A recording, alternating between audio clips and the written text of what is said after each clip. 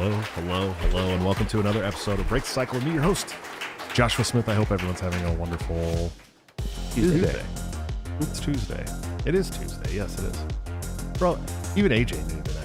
Tuesday. I was ready. Fuck yeah, you were, dude. Fuck yeah, you were. Man, it's been a crazy week for me already. It's a big Tuesday. It's a big Tuesday. It's one of those weeks where you have, like, you're at Tuesday and you feel like it's been a full week already, but it's not. It hasn't been. So, anyways, I don't know, man. I want to go back to bed. I can't. I got kids and shit.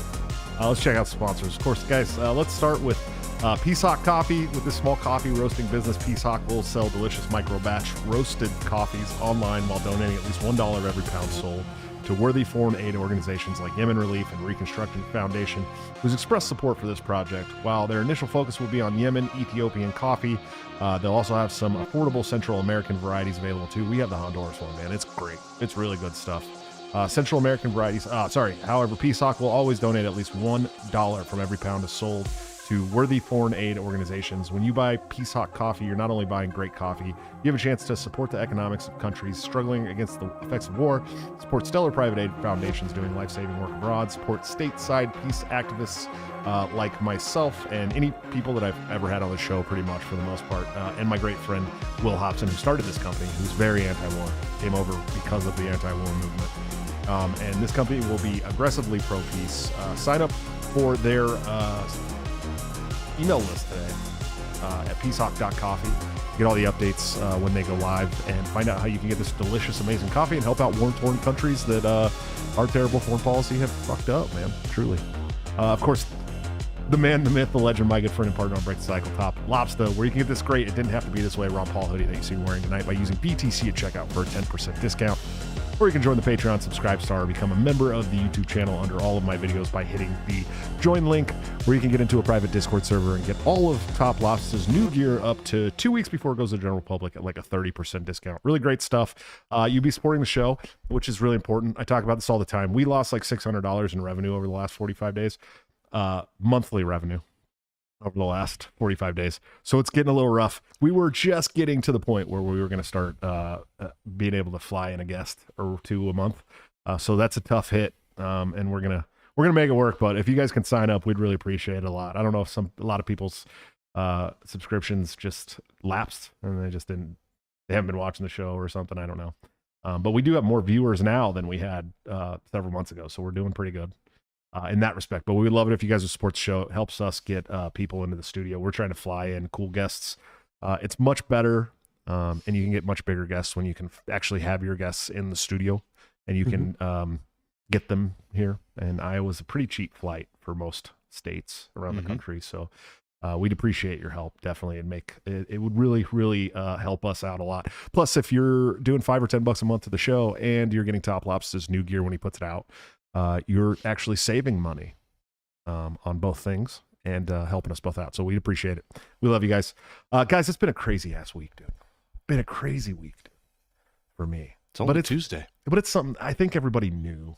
You know, I think everybody, even the Independent Political Report put out an article saying that I had alluded to resigning because I talked about, maybe it was time for me to hang up my bags and call it a day because I like seeing what's happening in places like New Hampshire, where they literally voted 44-11 to keep Nick Sarwark from being a delegate to the state convention. To me, that's that the party's in good hands there. You know what I mean? And I believe that about a lot of other states too. I do. I think Nevada's doing great. I think that there's a lot of states that could still use some help, but I just wasn't happy at the top. You know what I mean? It's a lot of things, and we'll get into some of them on the show. You know what I mean? I think it's really important that I talk about these things and clarify even more than I did in my long ass message to the LNC, which was also important. I think it's good to clarify some of this stuff and kind of talk about it and let people understand it more, because I think there's a lot of people that are confused. I think there's a lot of people that are upset. I think there's a lot of people that are happy for me. Which I appreciate, because trust me, it's a fucking huge weight lifted off my shoulders after, over almost a decade of doing this shit and taking the abuse. And so I'm happy. I felt good. I had myself a nice man cry about it. like right after I resigned, because I fought, dude. I fought fucking hard for years to get there. And then to resign, it's rough, but it had to be done. In my opinion, personally, to continue to keep the conviction of my principles alive, it had to be done. Like I couldn't be a part of what they're attached to right now. But it's more than that too, and we'll talk about it. But before we get too far into it, let's check in with my wonderful haired guest host, not guest host, Mr. Ryan. Hey, you're frozen, but hey, what are you doing, buddy? I am. What are you doing? Yeah, you're frozen. We'll fix it. Great. Yeah, we're working on getting the camera issues fixed. We have some equipment that should be able to fix that. We just need some more cables to be able to hook it up. You're unfrozen properly. Oh, it's a lot easier to do it with the video camera. It's a lot easier to do with the video camera than it is to do with the Sony for AJ. That's why we had to switch the cards. Yeah, I hope it wasn't like frozen. Oh no, it was frozen on like a bad looking frame. It looks, but can I get some yep cocks in the chat, everyone? It's been a little while since I've seen some, so like to celebrate this monumentous occasion. Can we talk about how fucking funny it is that the same month that you became an officer for a local party, I resigned as the vice chair of the national committee? Yeah, and there's like, you may be resigning, but your impact is still going to be felt throughout the LP, because there's not a chance I would have become a local officer without meeting you. Well, and there's a lot of stories like that too, and it was sad because when I was at the national convention and I was having to fight to win the vice chair race, despite being like our people being like 70% of the fucking delegation, it was like right there is where I knew like, okay, maybe I've outlived my usefulness. You know what I mean? Like maybe because there's new people here who don't know who I am, despite the fact that there's people that all over the country that'll tell you they joined because of me, they got into positions for the party because of me, they ran as candidates because of me. So it's like I had a huge impact, dude. But it was like, I don't know if it was waning or if it was just people that were so new that didn't understand that I was I like to tell people I was the fucking Leroy Jenkins of the Libertarian Party Mises Caucus. I was the one who like, everyone's like, all right, stand right here. We're gonna get together and we're gonna figure this shit out. And I was like, Leroy Jenkins, and I just ran into the party fucking head first, like fighting everybody. And I don't know that had I not done that, we would have the niche carved out for us in the party, the space carved out for us in the party that we do. And I don't want to take all the credit for it. And I want to make it explicitly clear right now that I believe that if the Libertarian Party is going to be successful, it's still going to be at the hands of the Mises Caucus. I want to make that very clear. I'm not shitting on the Mises Caucus with my resigning from the National Committee.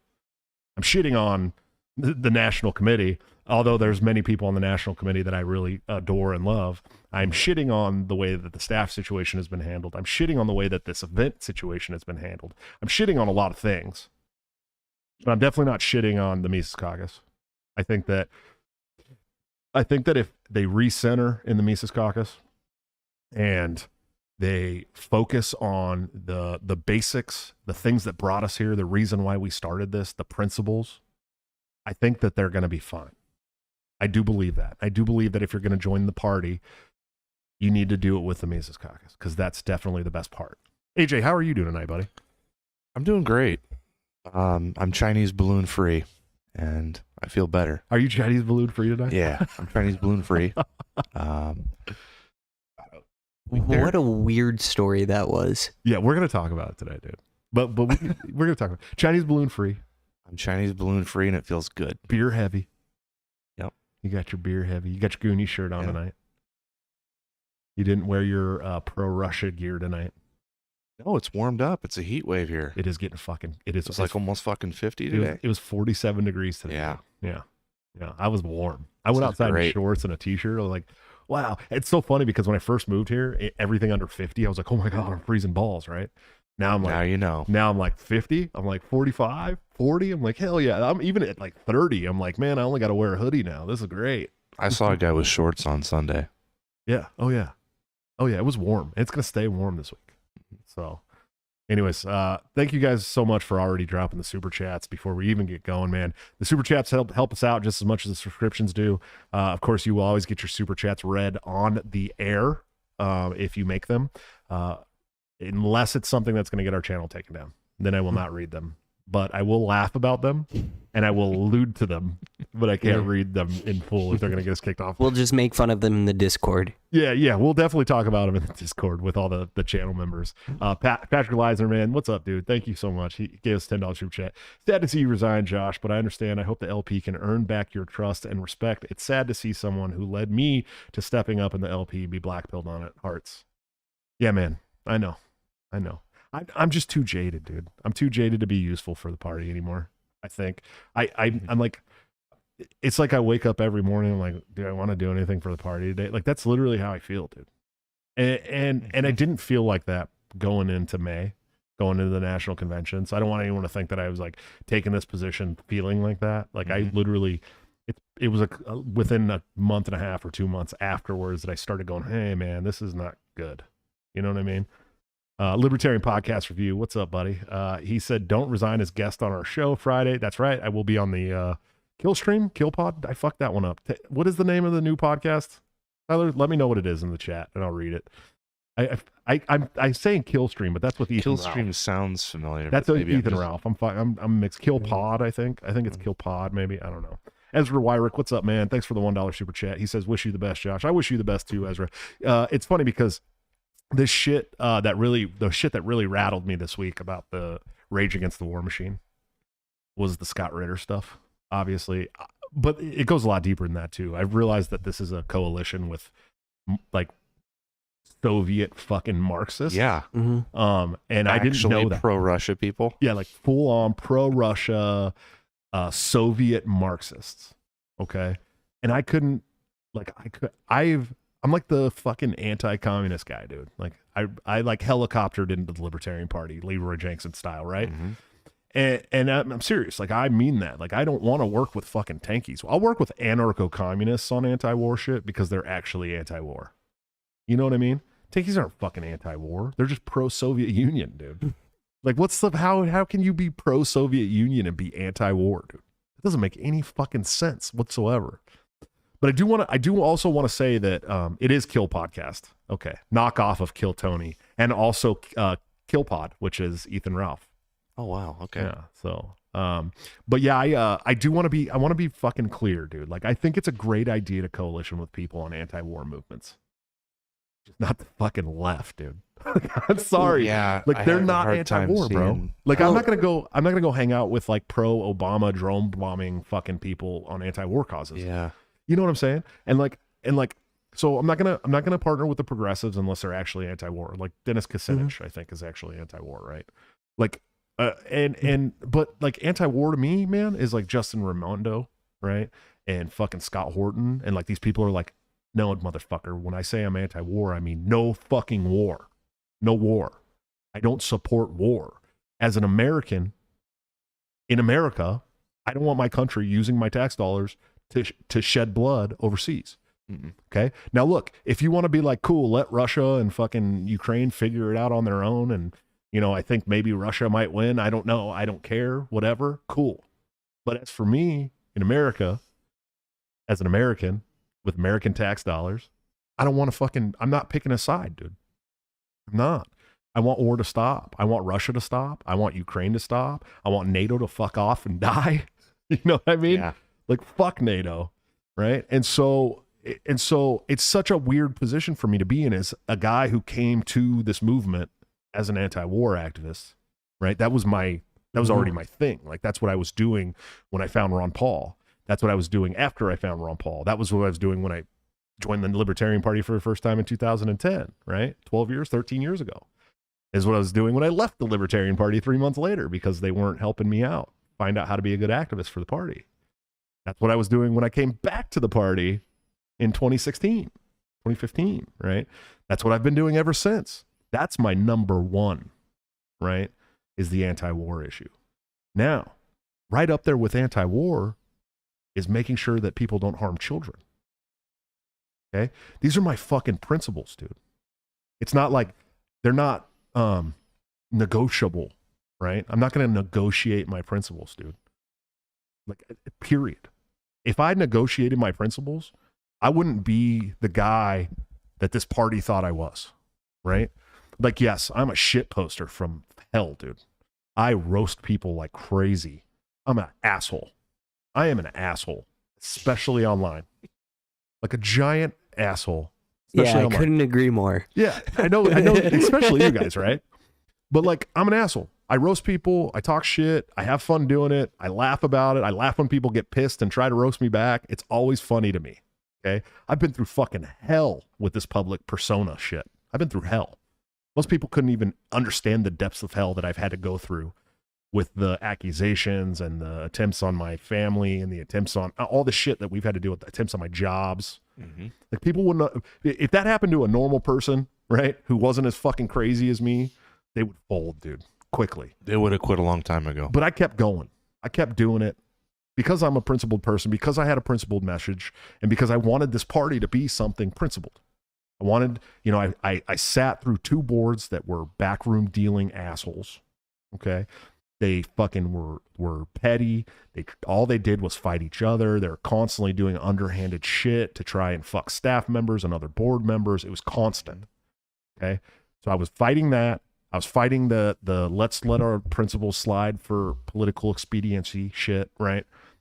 It's not who I am, dude. That's why me and Karen Ann Harless were a fucking island on those first 2 boards, dude. It's Stephen Nikela, and there was a couple other people that were relatively good. You know, I think Dustin Nana's pretty praggy, but he's a really good dude who sticks to his principles and doesn't spend his time trying to fuck other people over. He doesn't go around and talk a bunch of shit behind people's back. If he has a problem with you, he calls you. I like that. I like that about people. If you got a problem with me, fucking call me. Nobody has ever messaged me on one of the social media apps and asked me if they could have their phone number and have me say no. Not anybody. Not a hater, not a friend, not a distant family member. Literally nobody. I have never turned down giving my phone number to somebody who asked it and said, can we have a call? That's a big deal, dude. Because I've had like mentally ill people call me and talk to me for like 4 hours about shit, dude.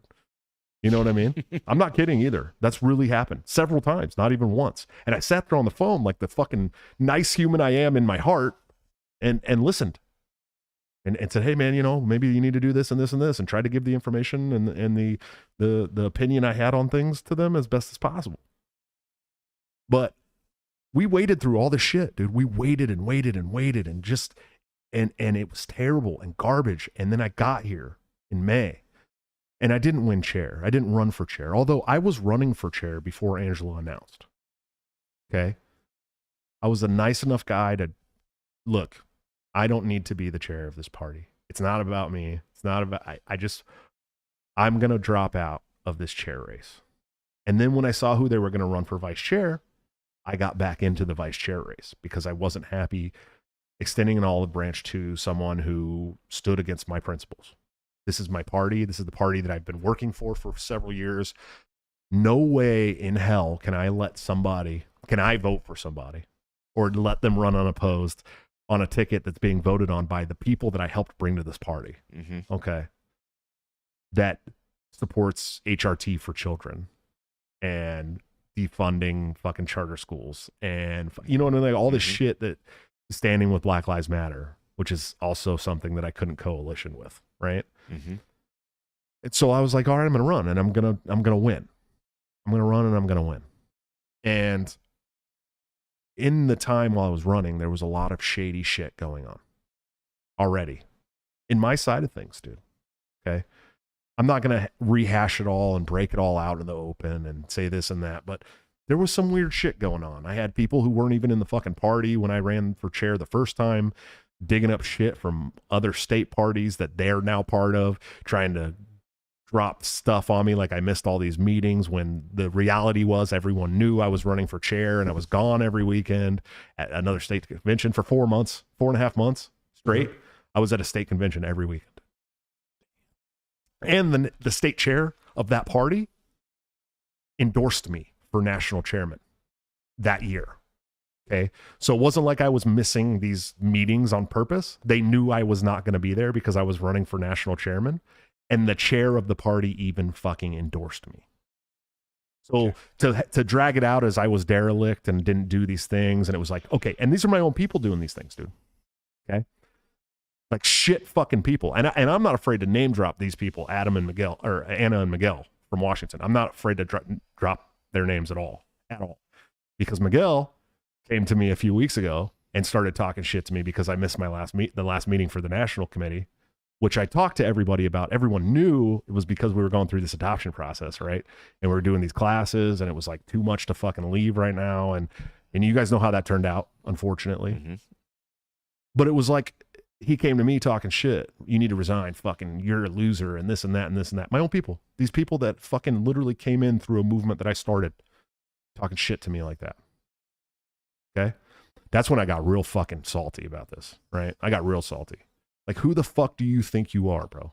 I told him too, like, I said, if you're going to come for the king, you better kill the fucking king, dude. Mm-hmm. And you ain't a fucking king. You're a loser and a whiner, and nobody cares about the shit that you did and blah, blah, blah, blah, blah. These are Mises Caucus people saying this to me, bitch. You wouldn't have a fucking movement without me. Fuck you. Right? And so I had already been salty about other backroom shit that I've been watching go on, and staff members being released that look, Kara Schultz, right? As shitty as she went out and all the shit she had to say about the party, which I think was wrong on social media. I think it was wrong. Nobody worked with our candidates harder than she did around the whole country, dude. She fucking busted her ass, and I was pissed about the way that she was let go. I was mad. I was upset about the way she handled it. I was upset about the way we handled it. Okay. I wasn't happy about it. Okay. Then recently, I don't know if this is public yet, but my friend Reed, the communications manager for the party, you guys need to understand something about Reed. Okay, Reed Cooley is one of the coolest fucking people I've ever known. You guys have seen him. We had him on the show. You talked to him. Mm-hmm. Okay.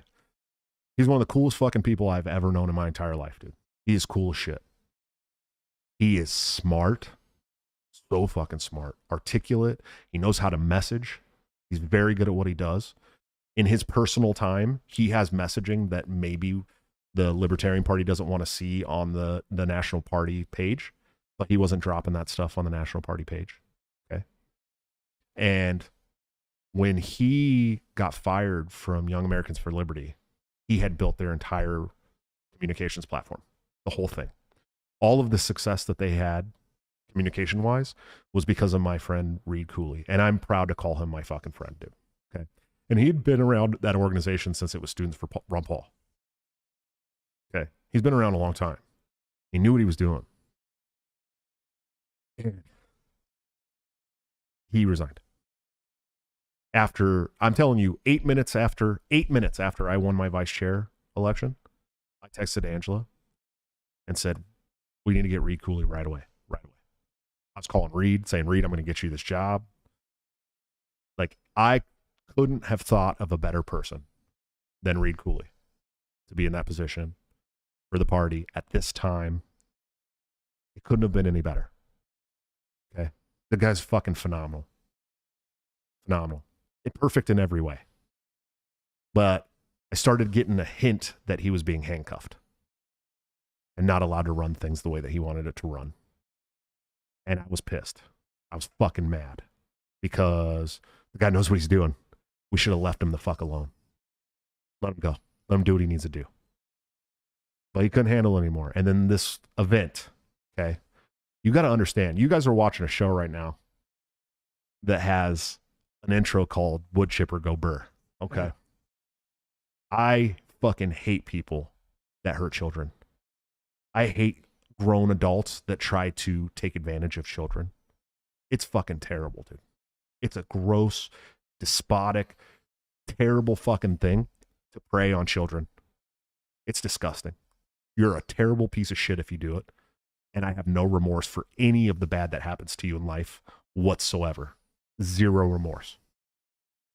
So you have to understand that when my name is the vice chair tied to a party that is sponsoring an event that has their name all over it, and they have a speaker coming to that event that not once, not twice, but 3 fucking times got caught soliciting minors online.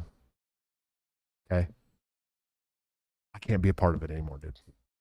That's it. That's it. That's it for me, dude. It was bad enough that I had gotten death threats from actual Marxists. Okay?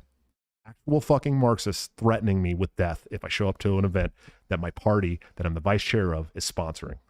This is what happened. This is Conquest's second law, right? In full fucking effect, in action, dude. Anything not explicitly right wing will become left wing, because the left wing moves through culture. That's what they do. Okay. And so when I started getting death threats from actual Marxists that are going to be at this event, if I show up to an event that my party, that I'm the vice chair of, is sponsoring, I will be killed. That's bad enough. But then you throw in a 3-time caught, admitted, convicted, fucking sex abuser who wanted to jerk off in front of 15-year-olds. Mm-hmm. I got to draw the line, dude. I'm sorry. I'm sorry to all the people who supported me and took this journey with me, and who sent me money to fly around the country and try to make this movement a thing. I'm sorry to you guys, dude. But I hope that what you understand about this event, and this, not just this event, but my resigning is that I'm resigning because I'm sticking to my fucking principles. Period. Plain and simple. And I'm not going to have my name attached to something like that. It's not going to do it, right? And I love everybody who's been with me since the beginning, dude, because it's been a long, hard, sick, twisted fucking journey for 6 or 7 years. But I can't do it anymore. And there's a lot of reasons. It's a lot. You know, you got the backroom shit that I can't stand. I've watched it happen. I've heard about it. I've seen it, right? It's still happening in our party. And hey, man, that's fucking politics. I get it. But maybe that's the reason why politics for this party doesn't ever succeed. But then you got the event. You got the fact that I'm way too fucking jaded to be useful at this point. Like, seriously, I'm like Red Foreman from that 70s show, dude. I just want to call everyone a fucking jackass. You know what I mean?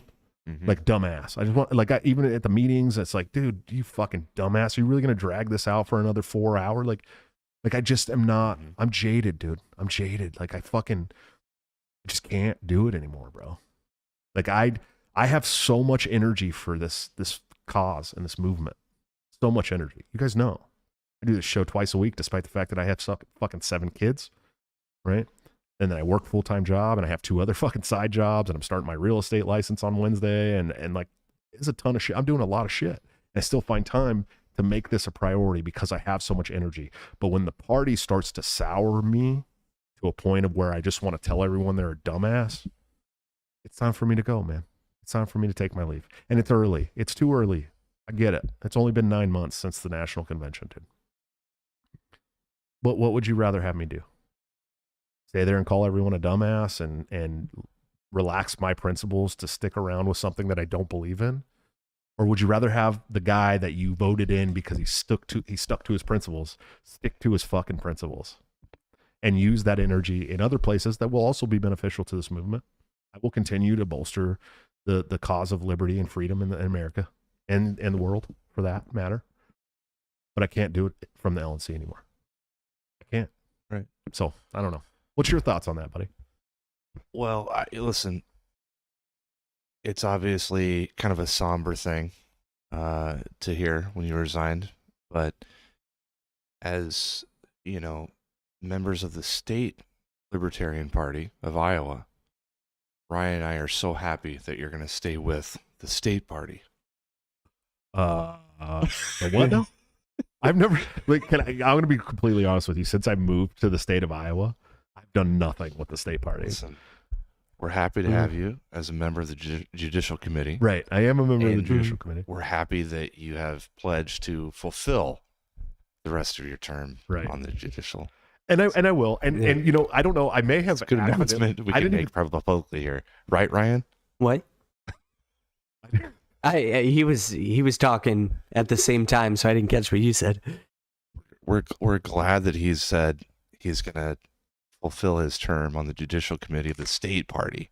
He's obviously stepping away from the national stage. I didn't even think But- about it. I may have Yeah. accidentally resigned from the Judiciary Committee for the Iowa State Party. no. Hey, I Not don't at think all. you did. Well, I said I effective immediately. I resigned my position as the vice chair of the Libertarian National Committee and all other Libertarian Party commitments. Well, we can work that out after the show. Yeah. We'll work that out. You think so? You think But so? yeah, Yeah, it was, I it think was we'll shocking be able to me, be but I knew it was coming. lenient. You know, What's that? I think we'll be a little lenient about, we'll talk to you about what your interpretation of that was intended to Right. be. Right. Yeah. Yeah. I don't know. I mean, what's your guys' thoughts in the chat, dude? Do you think I fucked up? I don't know, man. I think I did the right thing. And I think I stood on my principles. And I understand that there's some people in the Mises Caucus side that may be pro-Russia winning this war or but I'm just not. I'm anti-war as they come, dude. I want both sides to shut the fuck up and go be sovereign states and quit using their citizens' money to fight wars that don't mean anything. And I certainly don't want my country involved. I certainly don't want my country to be involved at all. I'm not going to put a Ukrainian flag on the back of my fucking car either, because I know that NATO is despotic and terrible, and I know that they're working with fucking Ukraine, and I know this is a proxy war because we've been telling Ukraine to do whatever the fuck we want them to do for as long as I can remember. Okay, so I get it, but I'm not pro-Russia at all. I am pro-Russia defending their country. Don't get me wrong. If NATO was trying to invade Russia, fucking dude. Well, collect the blue hats, buddy. Yeah. Collect the blue hats. I'll be doing that if they ever come to America too, dude. I want to present kind of a little bit of a nuanced approach on this, because you're obviously anti-war. Ryan, obviously anti-war, correct? Mhm. I would say I'm anti-war. I think there's a function for a national defense. Sure. And if you come to me with the case and say, hey, listen, we got these guys, they're some bad fucking dudes. Here's evidence of what they've done. We're going to send a small surgical unit in to perform this action. I think it should be. I'm you wanna know- listening to the argument. Okay, I'm listening to that argument too, Right? but do you know my argument for that as well? Is that it should be Sure. crowdfunded. Absolutely. Yeah. Absolutely. Should be crowdfunded. Yeah. We should have like the 25 baddest ass dudes in America, right? The absolute baddest 25 ass. David Gogginses. Yeah, like the Solid absolute, units. like the absolute most savage units you could possibly imagine. We should have 25 of them that literally get paid by crowdfunding every month. And whenever some country's like, yo, we're going to fuck you guys up, we just send those dudes in. We win a war, a little skirmish, we bring them back home, and we let them fucking. That's what our military should be, dude. That's the function in the Constitution. I'm saying if we go back to our roots, we defend the guard. We had Yes. Diego, right? Yep. Yeah, we had Diego on. Diego's the shit, man. I love that. So if we had a militia, as it's outlined in the Constitution, so basically 16 to 60, Right. and you're able to take care of yourself and your neighborhood, Right. I think our foreign policy would be much different. I think people would vote for different things if they knew what had to happen when you send Americans to go kill people. Right. The only kind of weird gray area that I haven't put enough thought into it about is the American Navy protects a lot of global trade routes from any sort of pirating or anything like that. We would need to come up with some sort of alternative on how we do that, because that's almost entirely American funded. Well, have you ever heard of privateers back in the day? No, That's dude, he's like exactly what bro. happened. He's like Ryan. 17. He doesn't- Yeah. He's never heard of privateers, dude. One-Eyed Willie and shit, when the Goonies and shit. Yeah. Back in the day, that's exactly what they did. Privateers. Okay. It was a privately funded. You could have a private ship and say, "Go take out those pirates. I'll pay you this amount." Yeah, and I just hadn't put much thought into it. That's just how the system Yeah. It currently used to be that way. works. Yeah, I just, it's like, I get it. I get that a lot of people who are anti-war are saying, yes, the number one concern should be not sending any more money to Ukraine, right? Ukraine loses if we stop funding them, everybody. Just so Yeah, we're it's on over. the same page. It's over. That's I mean, that's what both sides of this divide need to understand. the moment we turn off the faucet, Yeah, it's over. it's over. Yeah, Russia wins. It's over. And so in that respect, yeah, I guess you can call me pro-Russia or whatever, because I don't think we should be sending anything to Ukraine, anything, because I'm anti-war, because I'm actually sturdy in my anti-war beliefs. They don't waver because it's some country that I like or some country that I hate, or I don't waver in that shit. As much as I hate Zionist government of Israel, I'm not like, yo, we should go over there and obliterate them, right? Can we sell them javelins? They're just cool. They are pretty cool, dude. They're cool. Our tech is cool. Can we just sell our tech and go, as long as we have a reasonable suspicion you're not going to shoot these at us, knock yourself out, man. There you go. Well, as long There's as $1 they million don't have bucks a Middle pop. Eastern people pissed off enough to shoot them at us, no one's going to shoot them at us for them. That's for sure. I don't know. Canada has been getting kind of rowdy lately. Yeah, if we're going to be serious here, the one country that we should go to war with is Canada. Yeah, all kidding aside, overthrow Trudeau. Yeah, Yeah. Hashtag overthrow I've thought Trudeau. about this. How long would it take for the United States to just completely overthrow Canada? 3 days max. 72, yeah, Because 72 hours. most their population is like in like 4 or 5 big cities, Yeah. like And pretty close to the border. it's very rural, like Mhm. very rural. Yeah. So you just coordinated, attacks on those cities, and it would be done and over pretty quickly. Yeah, I I don't even think that would have to be a hot war. I think we'd just have to like like instant message Trudeau, right? Like, wouldn't we just DM Trudeau and be like, "Yo, are you serious right now?" We would have to start with French Canada. They would instantly surrender, and then the rest would Yeah, follow basically. because they would be That'd be too it. polite to go against the grain. Yeah, it would be. I think you're right. I think we could hop on the old instant messenger Yeah, and be like, "Yo, Trudeau, we decided that we're gonna go ahead and annex the whole country." yeah, and they'd be like, "All right, eh." yeah. Fit. You have 4 hours. Yeah, you We'll got 4 call hours. you. You got 4 hours to clear out your desk, and knock down the border wall. It's over. You guys can bring your poutine. We don't care. It's over. You guys love guns now. Congratulations. Yeah, it's for real, dude. It could be really, really easy. We got some other super chats here. Ezra Wire, thanks for another $1 super chat, man. We appreciate you. Ezra is a young libertarian. I think maybe even 17 or 18. Real young kid. Good dude, man.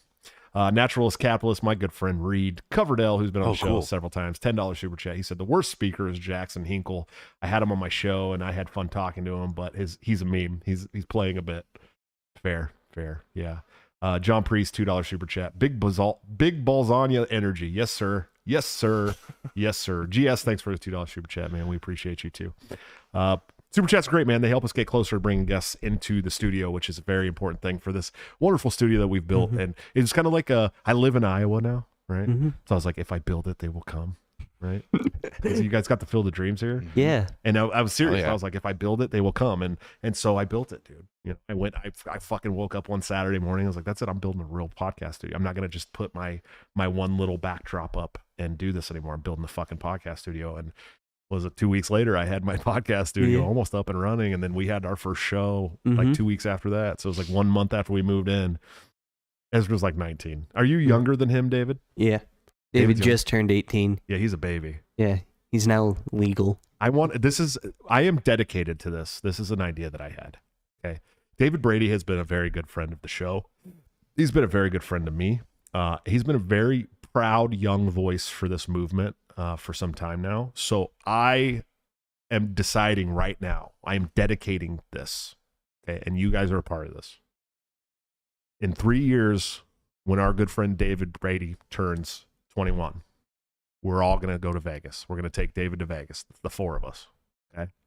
Oh my God, I'm so down for this. Are you down for this? Yeah. Yes. I think that when David Brady turns 21 years old, we're going to have David drive down to Iowa. We're going to hop on an airplane. We're going to fly to Vegas for the weekend and we're going to party his ass off. until he can't party his ass off anymore. And that's just to say thank you for being who he is. What do you guys think? You think we should do it? I'm down. What do you think? Ryan, you haven't said anything yet, buddy. I don't know. I don't know if I would want to go to I'm bringing a lot of Vegas. luggage. And we're staying at the Mandalay Bay. Because I feel like you go to Vegas to do stupid things, and I don't terribly enjoy doing stupid things. Shut up, dude. Jesus, There's fuck. not- Live a little, what? man. Oh, Live a little, dude. We're gonna go. No, bro. We're gonna go watch fucking Cirque du Soleil, okay? And have a drink or two and play a little craps. Everything will be fine, dude. We're not gonna go see prostitutes. Oh, but like gambling, I don't enjoy gambling. you don't have to gamble. We're gonna go shoot machine guns. Yeah, we can shoot machine guns there. Power Bro, up they have Nevada, a gun fucking room. Saw themed escape room, dude. It's sick. They got dope shit in Vegas, dude. It's not just gambling. You don't just have to gamble. We're I gonna mean, go to the I- fountains at Bellagio. I do like how with Ryan though, I was like, don't worry, dude, we're not gonna go see prostitutes. He's like, oh no, that's not it. I don't want to gamble. No, I didn't expect. I didn't think the expectation was, we're gonna go This to dude, go see did you prostitutes. catch that? It took me a minute to process that. You could do like a trad prostitute thing. You just have them kind of dyke out on a couch or something. Like they're not touching you, right? That's Bro, cool. that was the fun. It took me like 5 seconds to realize what had just happened because I was like, dude, no, we're not gonna go because like I like to gamble, dude. It's fun. Playing craps is dope, dude. But I'm like in my head, I'm like, oh, he doesn't want to do anything stupid, neither do I. I'm gonna get married and shit, right? Like so, of course I don't want to go see prostitutes. And he's like, oh no, not that. I don't want to gamble. I'm getting a hall pass. I didn't expect that prostitutes would be on the menu. It's They are Vegas, on the dude. menu. Everything's on the menu. in No. Vegas. Like I understand that that's not what you were saying, but like, I like when I was looking at where I was going to honeymoon, Vegas was the first place we were looking. And listen, It's a fun honeymoon, but they're literally on the menu. There is a there's like a full menu It's of prostitutes It's a that you can laminated get in menu. Vegas, dude. yeah, Vegas. I don't think Vegas is my kind of town. Like you're like, I didn't know that were on the menu, but like there's literally a fucking menu, dude. It's called Sometimes Sin there's City. a table. Sometimes there's a table, yeah. Sometimes there's a menu and a table. You just don't know. Oh no, sometimes the prostitutes are the table. Oh Jesus! Now we're getting weird. He's getting weird because he's only had one. You're thinking of the Bunny Ranch, I think. Yeah, that's in Reno, by the way. Yeah, I don't know. there's actually only one. Believe it or not. Yeah, there's Listen, I've that's just only one seen some brothel, right? movies. No. There's a ton of brothels, but believe it or not, in Nevada, okay, a lot of people have this misconception that Nevada is all legal prostitution. No. Not true. It's one county in Nevada, and that one county has like 15 brothels. Got it. And the Bunny Ranch is one of them, the Moonlight Bunny Ranch. Of course, Yeah. it's famous. They had That's their the own most show on famous one. HBO and all this shit. I've never even heard of any other ones. Yeah, And there's a bunch of other ones. this is the local impact you can have. Which is, I grew up about 3 hours away from Reno, which is right Okay. next to the county where all that stuff happens, Jackson, Nevada, and stuff like that up there. And I've never been there. I've never gone. It's not something that was ever on my menu, right? Mhm. Are you getting a phone call during the fucking I show? am. Jesus, He's dude. popular. Okay, so listen. I'm on a show. Was it the wife? No, it's my friend. It's my Oh. buddy. I'll call him back. Yeah. Wasn't the Moonlight Bunny Ranch or anything? No, it Oh. wasn't. He's all It'd unfortunate. be cool if it was. How about that's okay. So we're gonna do this. We're gonna make this thing. We're gonna try to set up the golf tournament in this summer. Yeah. So for you guys that are following the show, if you become a member of the show and help us financially, we're gonna be setting up a summer golf tournament with us three and one other friend. And we're all going to be on one of the teams, and we're going to do best ball. It's going to be teams of 4. So if you guys come out, you'll fly out. We'll make sure that you guys have food and all that stuff, and we'll give you a little party, and then you get to hang out with us if you want to do that in the summer. Okay, that's something that we're seriously planning. But now, 3 years out, when David Brady turns 21, we Vegas. should be around show 1,000. We should be around show 1,000. So we're just going to call it the Break the Cycle 1,000th episode bonanza for 21st for David Brady's 21st birthday in Las Vegas, Nevada. And the 3 of us are going to Legit. pay for David Brady to go to Las Vegas with us. and we're going to turn him 21 the right way. But you're all invited. Everyone is invited. We'll come up with the perfect weekend for it. What do you think, dude? That's a good idea. Yeah, I like this that. Is awesome. I like this. Is going to be a lot of fun. Mm-hmm. David, Yes. what do you think of that? I know you're in the chat. He hasn't said anything directly about it yet, I don't think. No, he hasn't. But it doesn't matter at this point exactly what David Brady wants, because Josh's wheels are already spinning. Yes, I just rocked myself. I literally just spoke in the third person because I'm excited about it. It's enough time to save up the money. Vegas is not that bad if you don't lose money gambling. Yeah, if you don't do Trust a bunch me. of gambling, you can get Yeah. to Vegas. We could probably all of us individually could probably go watch like a timeshare fucking presentation and get like a free weekend in Vegas. It's super cheap, dude. It's so cheap. The Yeah, last it's not that bad. The last 3 times I went to Vegas, that's how I went to Vegas. I went and watched a timeshare thing for a Vegas timeshare, and you get like a free flight and a free hotel room for Vegas. Right. But you have to like endure like 3 hours of them aggressively trying to sell you a timeshare and keep saying no. And then by the end of it, you just walk out and all you have to do is pay the taxes. So like I paid $99 for like my last 3 vacations to Vegas, dude. Like $99 a piece. It's hard, dude, but it's worth it if you know how to do it. But this is what we're doing. We are taking, he said yep cock in the chat. So I think he's okay with it. That's what we're going to do. There, look, it's Soma, $20 a super chat. Start the David Brady 21st birthday bash fund. Yes, dude, this is going to fucking happen. We're taking you, David. You're going with us. You're going to drive your little ass down to Des Moines, Iowa. We're going to hop on a plane, and we're going to put you back in the car on like Monday morning. Fucking just like, that was the most fun you've ever had. I promise you. Soma started it, man. He did. Thank you, guys. Dude, have any of you guys got any of the State of the Union tonight at all? No. Is it going on right now? Yeah, it started at 7. It started at what? 7 o'clock our time. No shit. Yeah, it might be Hold on. close. Is it 2 hours, right? coherent? Question Yeah. 1. Is it coherent is the good. That's the important thing. First thing I see is that Bernie Sanders is still wearing a mask. Jesus Christ. Dude, do you guys remember when I was on the airplane going to Washington, D.C. and Bernie was on my plane? Do you guys remember that shit? Hilarious. That was the funniest shit ever. I could not believe it, bro. I fucking, listen, dude. It was like he was with the mittens, right? It's almost like... Yeah. It was, I was walking onto the plane, and the plane was getting delayed, like big time. It's super delayed. And I was trying to get to D.C. for the LNC meeting. And so we got delayed, and we ended up having to take a flight to Dallas, Texas. Or no, sorry. It was Detroit, Michigan. That's right, because I was wondering why the fuck is Bernie getting on a plane in Detroit, Michigan? But then I realized maybe it was a connection flight for him too.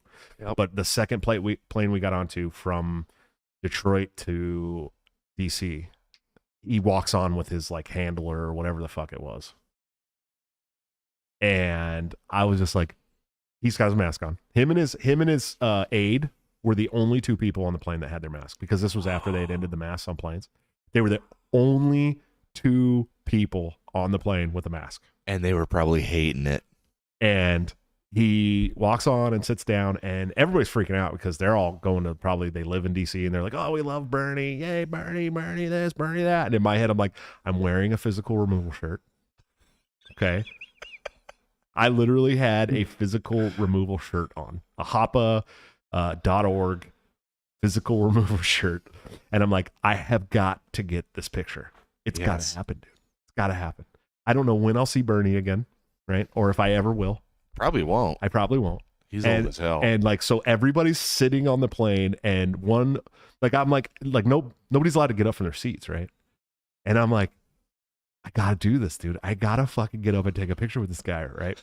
And this like over the top big black girl gets up and goes running up to Bernie, like the whole plane's shaking, right? She's like, Bernie, can I get a picture? And I'm like, fuck yeah, this is my chance. I fucking unbuckle and I go running over to him, like, Bernie, can I get a picture too? He's like, oh yeah. Yep. You know, it does the little finger thing. Oh yeah. So I lean over and I got the physical remover shirt on. And I take the picture, and as I'm taking the picture, I'm like, hey, Bernie, do you think you'll ever sponsor another bill to try and end the Fed like you worked on with Ron Paul in the 80s or whatever? his like you see in the picture, his eyes dropped. No, they like dropped, bro. They were like, because I think right at that time he read the back of my shirt too. It was like hoppa.org, right? Physical removal shirt. He was probably like, oh fuck, I'm being set up. Yeah, and he's like sure, or whatever, and I'm just like, I can't believe this just happened, dude. I cannot believe I just saw Bernie fucking Sanders on my way to a Libertarian Party National Committee meeting in a physical removal shirt on a plane to DC, dude. It was the fucking funniest thing that's ever happened, and I wish I had made like a video. I wish I had made a video. Can you imagine? We would have went viral, dude.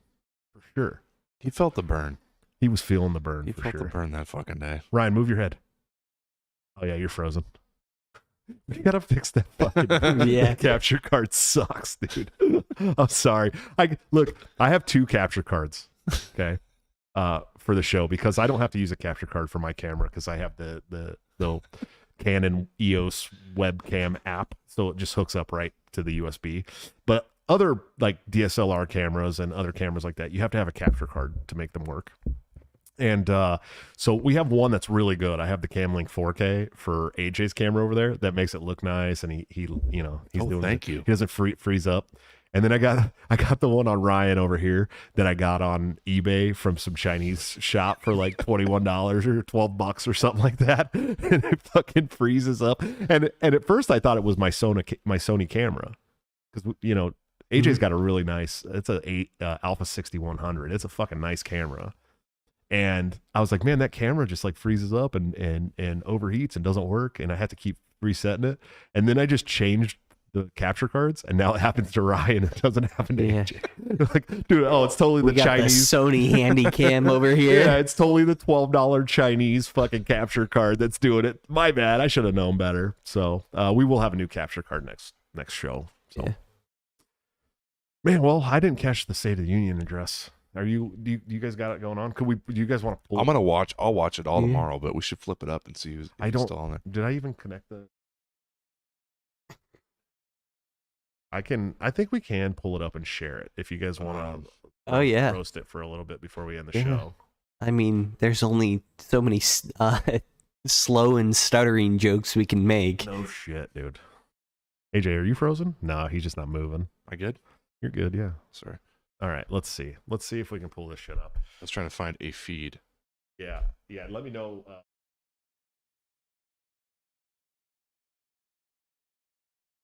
I love that there's 28. There's 28 people watching this show, which means there's 28 people not watching the State of the Union, and we appreciate that. Here, what's the screen capture got here? There's 25K on the Fox stream. Oh yeah, I do have the screen capture. I might have to turn our where's it at? Fox? Yeah, there's 58K on Face the Nation. There's a bunch of feeds. It's up. State of the Union. All right, let's see what happens. He's live. His squinty puppet eyes.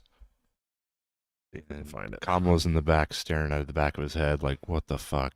Do you guys want to watch? We can watch the live now from Fox. Is that the one you're talking about? Yeah. Okay. Let me go back to Streamlabs here and get the right screen capture up. I was saying earlier, I think maybe that was a private convo. I don't even think the CIA has drugs that are powerful enough to carry him through an entire State of the Union speech. No, he's gonna hit a wall and peter off, and I'm wondering how the handlers have a system in place, or if he just starts talking about piss or something, and they're just like, I'm sure he has an earpiece. Yeah, but I'm saying, yeah, okay. Yeah. But when that doesn't work. And I think what they do to disguise it, because you can't like see it in, I think they put like coverings on his earlobes, and that's how they work. Because I've seen pictures where Biden with drastically different earlobes, yeah, like that's shapes and sizes. Theory. Well, he's got to have a body double. Can you guys hear that? You can hear that, right? Yeah, I can hear that. Oh, we're good. Yeah. He's got to have a body double, though, right? Oh, for sure. I have it up on the screen, but I'm going to have to turn the monitors off.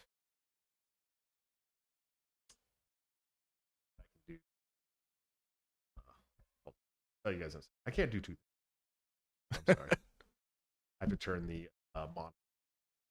have to have for my good friend Ryan because lag on him. Desktop audio, it doesn't. Let's see if this works for everybody. The Inflation Reduction Act that I signed into law, we're taking I on can hear it, powerful and I interest can't to hear bring myself. healthcare Awesome. costs down, They shouldn't be able to. so you can sleep better at night with more security.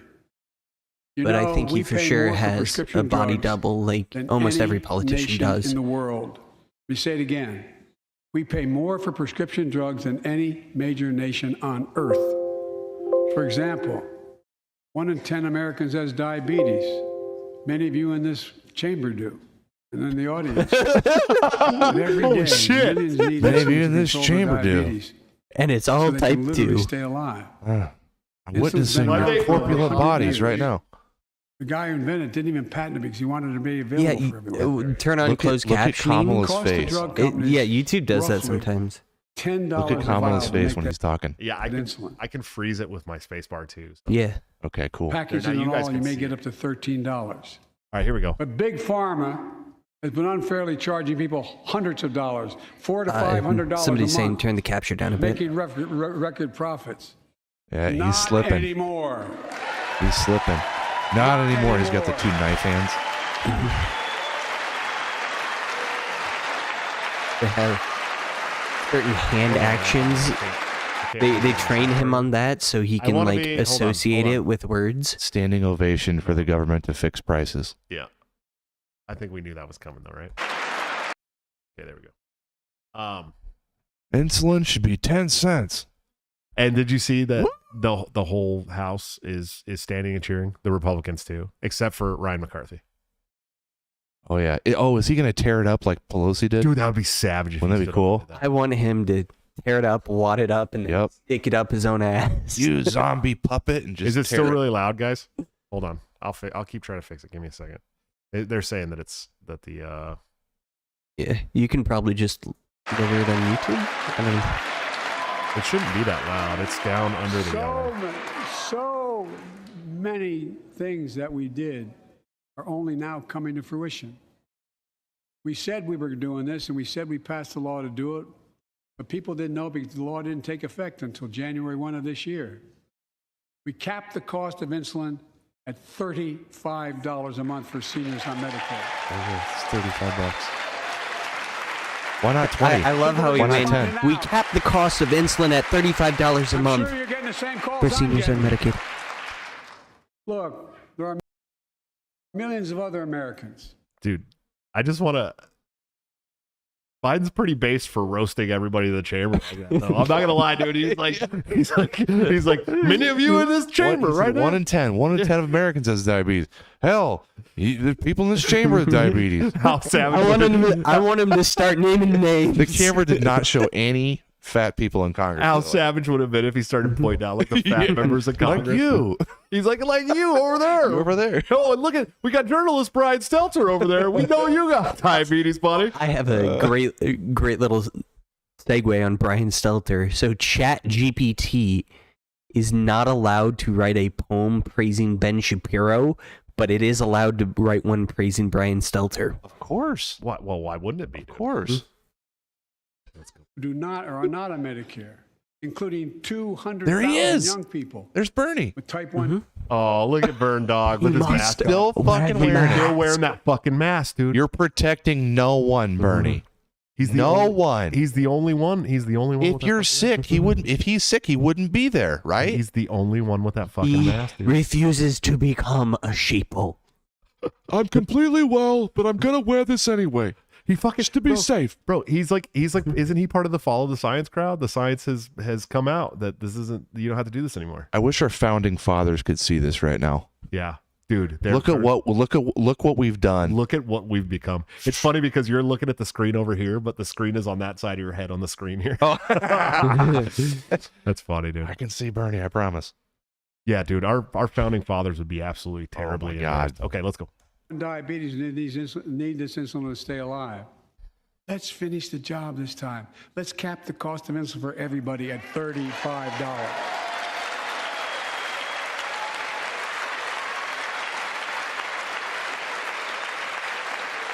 Take note of the Republicans clapping. Folks, Did you see?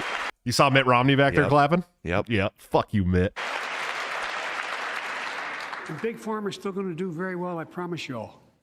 I promise you they're going to Wait, how do you know? Well, yeah, dude. Biden, how the fuck do you know that? Because he's part of it, dude. Hey, listen, dude. Holy shit. They made like That's in the teleprompter, guys. that's in the teleprompter. They wrote that in the teleprompter, Yeah. dude. For real. Big Pharma's going to do fine, guys. Trust me. Yeah, we You know. guys had any clue what's coming? No. Hey, by the way, have you guys heard of the new mandate we're trying to push on the Pfizer vaccine?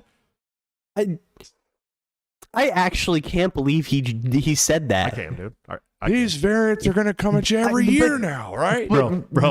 They're As soon as supposed to he be said against that, Big Pharma. as soon as he said that, Nancy Pelosi was on her trading app, like buying it. Yeah, she's got her fucking app open right She's now. all like, "Oh yeah, they're gonna do good this year." It's Oh fine." no, You're she never gonna believe this. reviewed the speech, and that's when she bought. Yeah, exactly. Yeah, she bought before he made the Right. speech for sure. Mhm. Yeah, she's like, all right, let's go. This law also caps and won't even go into effect until 2025.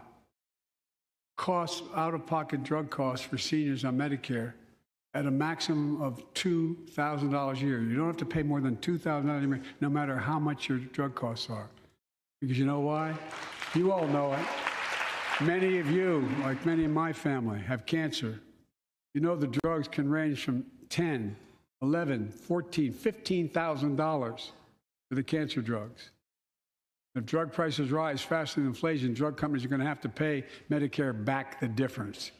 I want it to be clear that the reason why these drugs cost so much money is because of that same government right there that's Yeah. telling you that they're going to cap costs. They cost that much because of the government subsidies, okay? Because of patent laws, especially patent laws. We should really talk about the fact that someone could buy an orphan drug and then patent it for 10 years and no one else can make it. Okay. Or they change one little degree in the formula, Yeah. but it's still under the law that passed the original drug. Yes. As so long as you change it just a Yeah. tiny bit. so you get a brand new patent Mhm. for 10 years.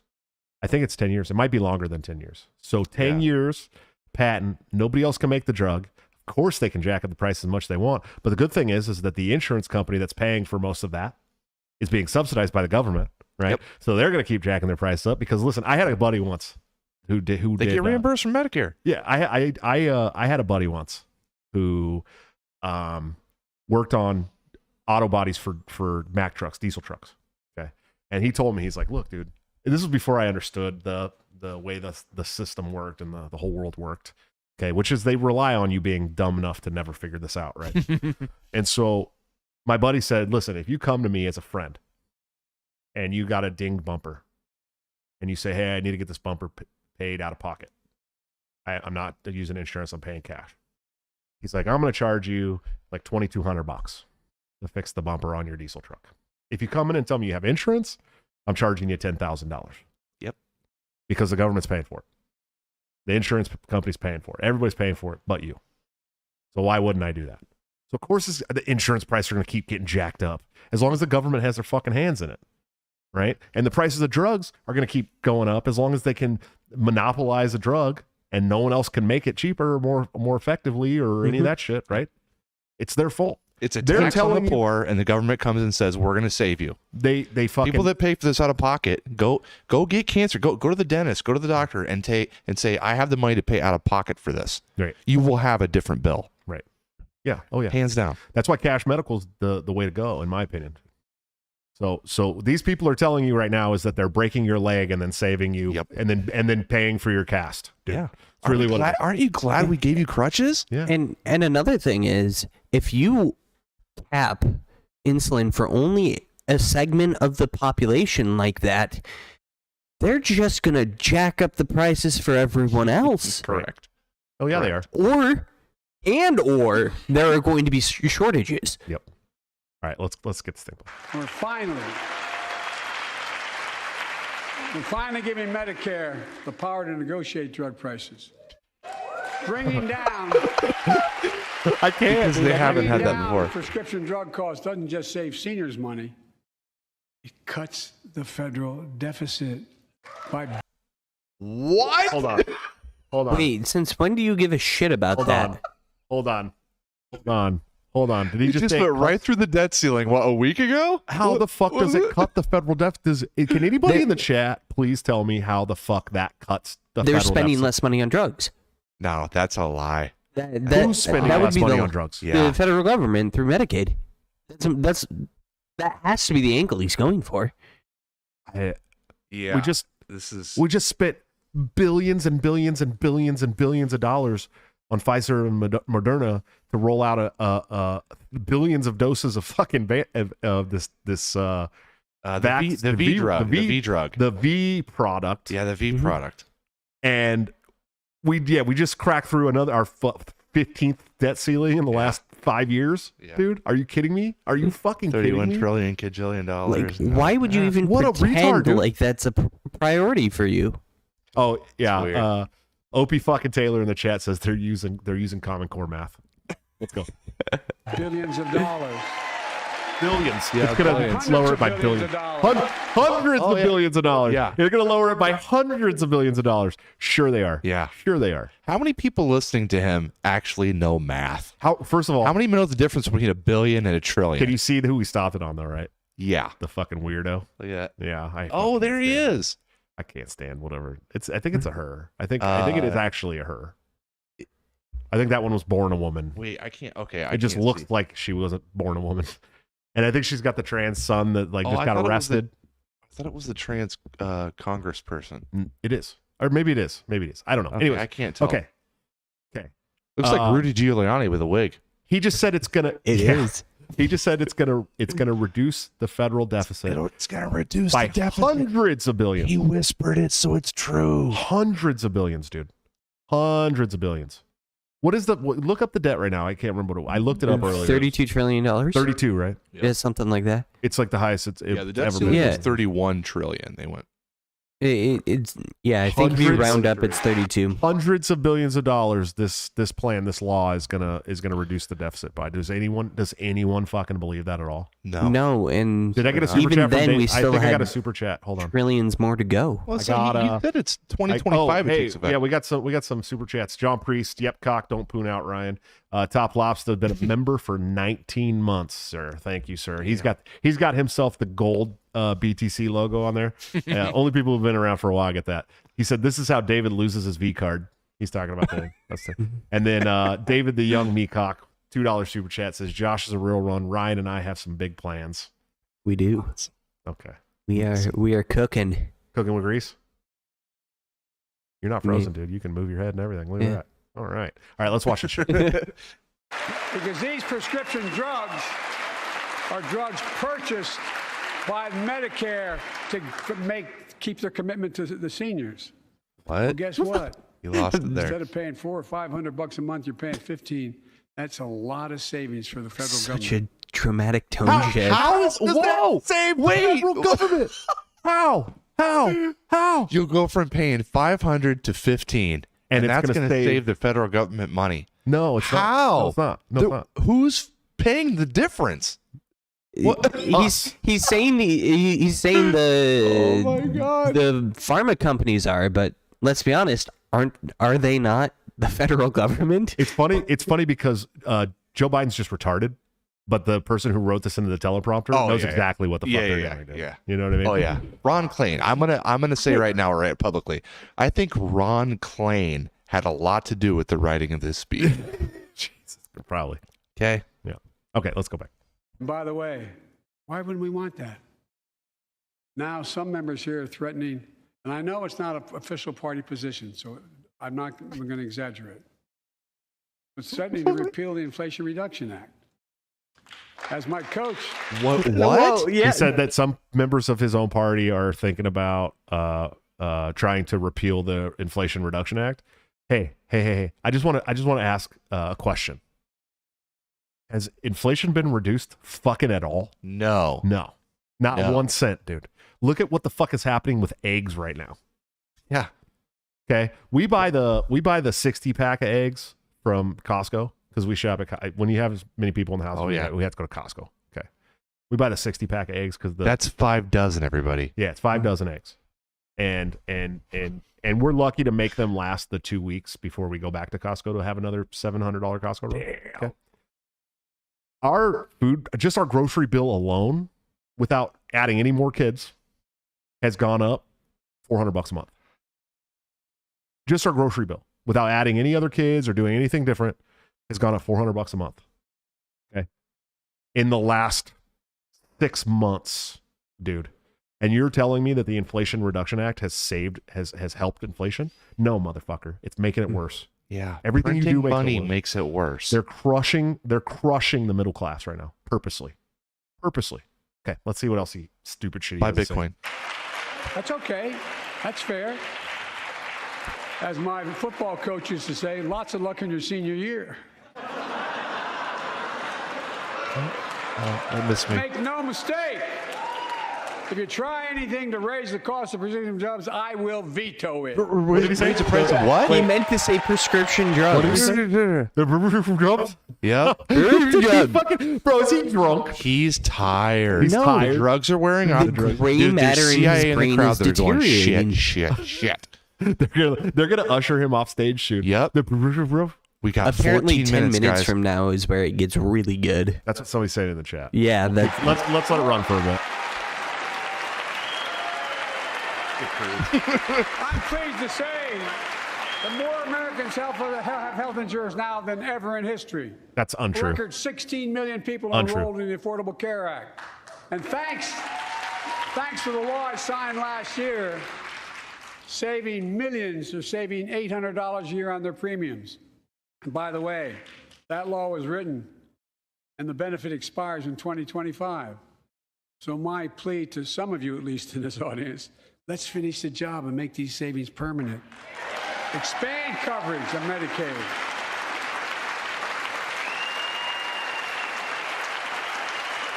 Wow. Dude, Mitt Romney looks like Wow. a fucking cartoon character. Yeah, he does. Bro. He's a cartoon character of a fucking politician. cartoon character, bro. Is that Mitt Romney? No. No. You meant- Okay. you meant- I was like, what? I don't recognize him. Look, the Inflation Reduction Act is also the most significant investment ever in climate change. Ever. They're Oh my they're investing God. in climate change. They want more of I it. can't with these fucking people. It is just complete bullshit. It's such a fucking clown show, dude. People are like, how could you take all that time in politics and then just resign? I'm like, exhibit fucking A, dude. I hate politics. The Inflation Reduction Act is the best thing I've ever done for climate change. Yes. Yep. I hope they talk about gas stoves. I think switching from Lower coal utility to bill. oil was the biggest Bro, thing. here's another thing. My utility bill at our old house that we moved out of in August was $180 a month. Okay. And it was a 2,800 square foot house. Okay. We moved into a new house that's only 700 square foot bigger. My first bill when I got here was about $240, which I was like, okay, it's a bigger house, going to be a little more expensive. Our next bill after that was $385. Yep. Okay. My last power bill was $542, bro, for 1 month. For 1 fucking month. It hasn't reduced shit. I am literally at a point where I'm like, okay, motherfuckers, I love you guys, but everyone go get blankets. We're not, you know what I mean? Like, I can't. No, 100%. Listen, I'm on the east side, completely different part of town. Our bill has doubled. We split up the bills between me and my wife. She's monitoring the power bill, so she sees it. She goes, our power bill keeps going up every month. What's happening? And I go, it's more expensive. We don't have, our house isn't fucked up. No, and that's what I said. Same deal. When this first started happening with me, I was like, do we got a fucking gas leak somewhere? Is this somebody leaving lights on? So I went around. So like I made it my mission to go around and turn off fucking lights. And I made it my mission to, I put our heater stuff on fucking eco to keep us from, you know what I mean? Yeah. Like, I'm like, okay, now we're never going to go over fucking 64 degrees during the winter because it's cold, but 64 degrees is warm enough. No one in the house is going to die. You know what I mean? Get a blanket, put some socks on. And I'm the kind of guy that likes to keep it in the winter. I like to keep it at 70. In the summer, I like to keep it at 68. Okay, this is how I like to have my and I can do that. I did that at the last house for 2 years straight, no problems. Same bill the whole summer, same bill the whole winter. Now in the last 4 months, every single bill we've had has almost doubled. Bro, Yeah. Mine has always fluctuated wildly throughout the year. not like this, dude. Not like mine, bro. Like Yeah, it's gone up and not up from and down. $240 to $580 or some shit. Bro. Yeah, mine has always been under $200. Well, some people do budget billing too. Yeah, and So that's it's the a, thing like, though. predictive They'll thing. fuck you on budget billing right now too because it's a best of the last 3 months or whatever. Yeah. And so they'll be like, oh well, you're just gonna pay $420 per month every month. And you're like, dude, that's what the fuck? Are you kidding me? You know what I mean? And like, I can't do that. Yep. Right. So we're hoping and praying that like when the winter goes away that it'll go back down, but we're not hopeful really. You know what I mean? And he's trying to tell Americans that power has gone down. No, motherfucker. No, it has not. No, it Power has grids not. have gone This down. man's a liar. He's a liar. He's lying to you. Okay, listen. Creating American jobs, leading the world to a clean energy future. I visited the devastating aftermath of record floods, droughts, storms, and wildfires. Where? From Arizona to Mexico to all the way up to the Canadian border. What? More timber has been burned, that I've observed from helicopters, than the entire state of Missouri. And we don't have global warming? And we don't have global warming. It's because of global warming. Bro, It's global warming that caused the fires in the I West know that he Coast. knows this because he was on a commission that dealt with forestry in the United States at one point. Someone can look it up and fact check me, but I'm sure he was on the forestry commission of some sort for the national parks. He knows this, and I know this because this is a pet project of mine. Okay, progressive deforestation policies have led to more fire damage on the West Coast than anything else in the entire country. Okay.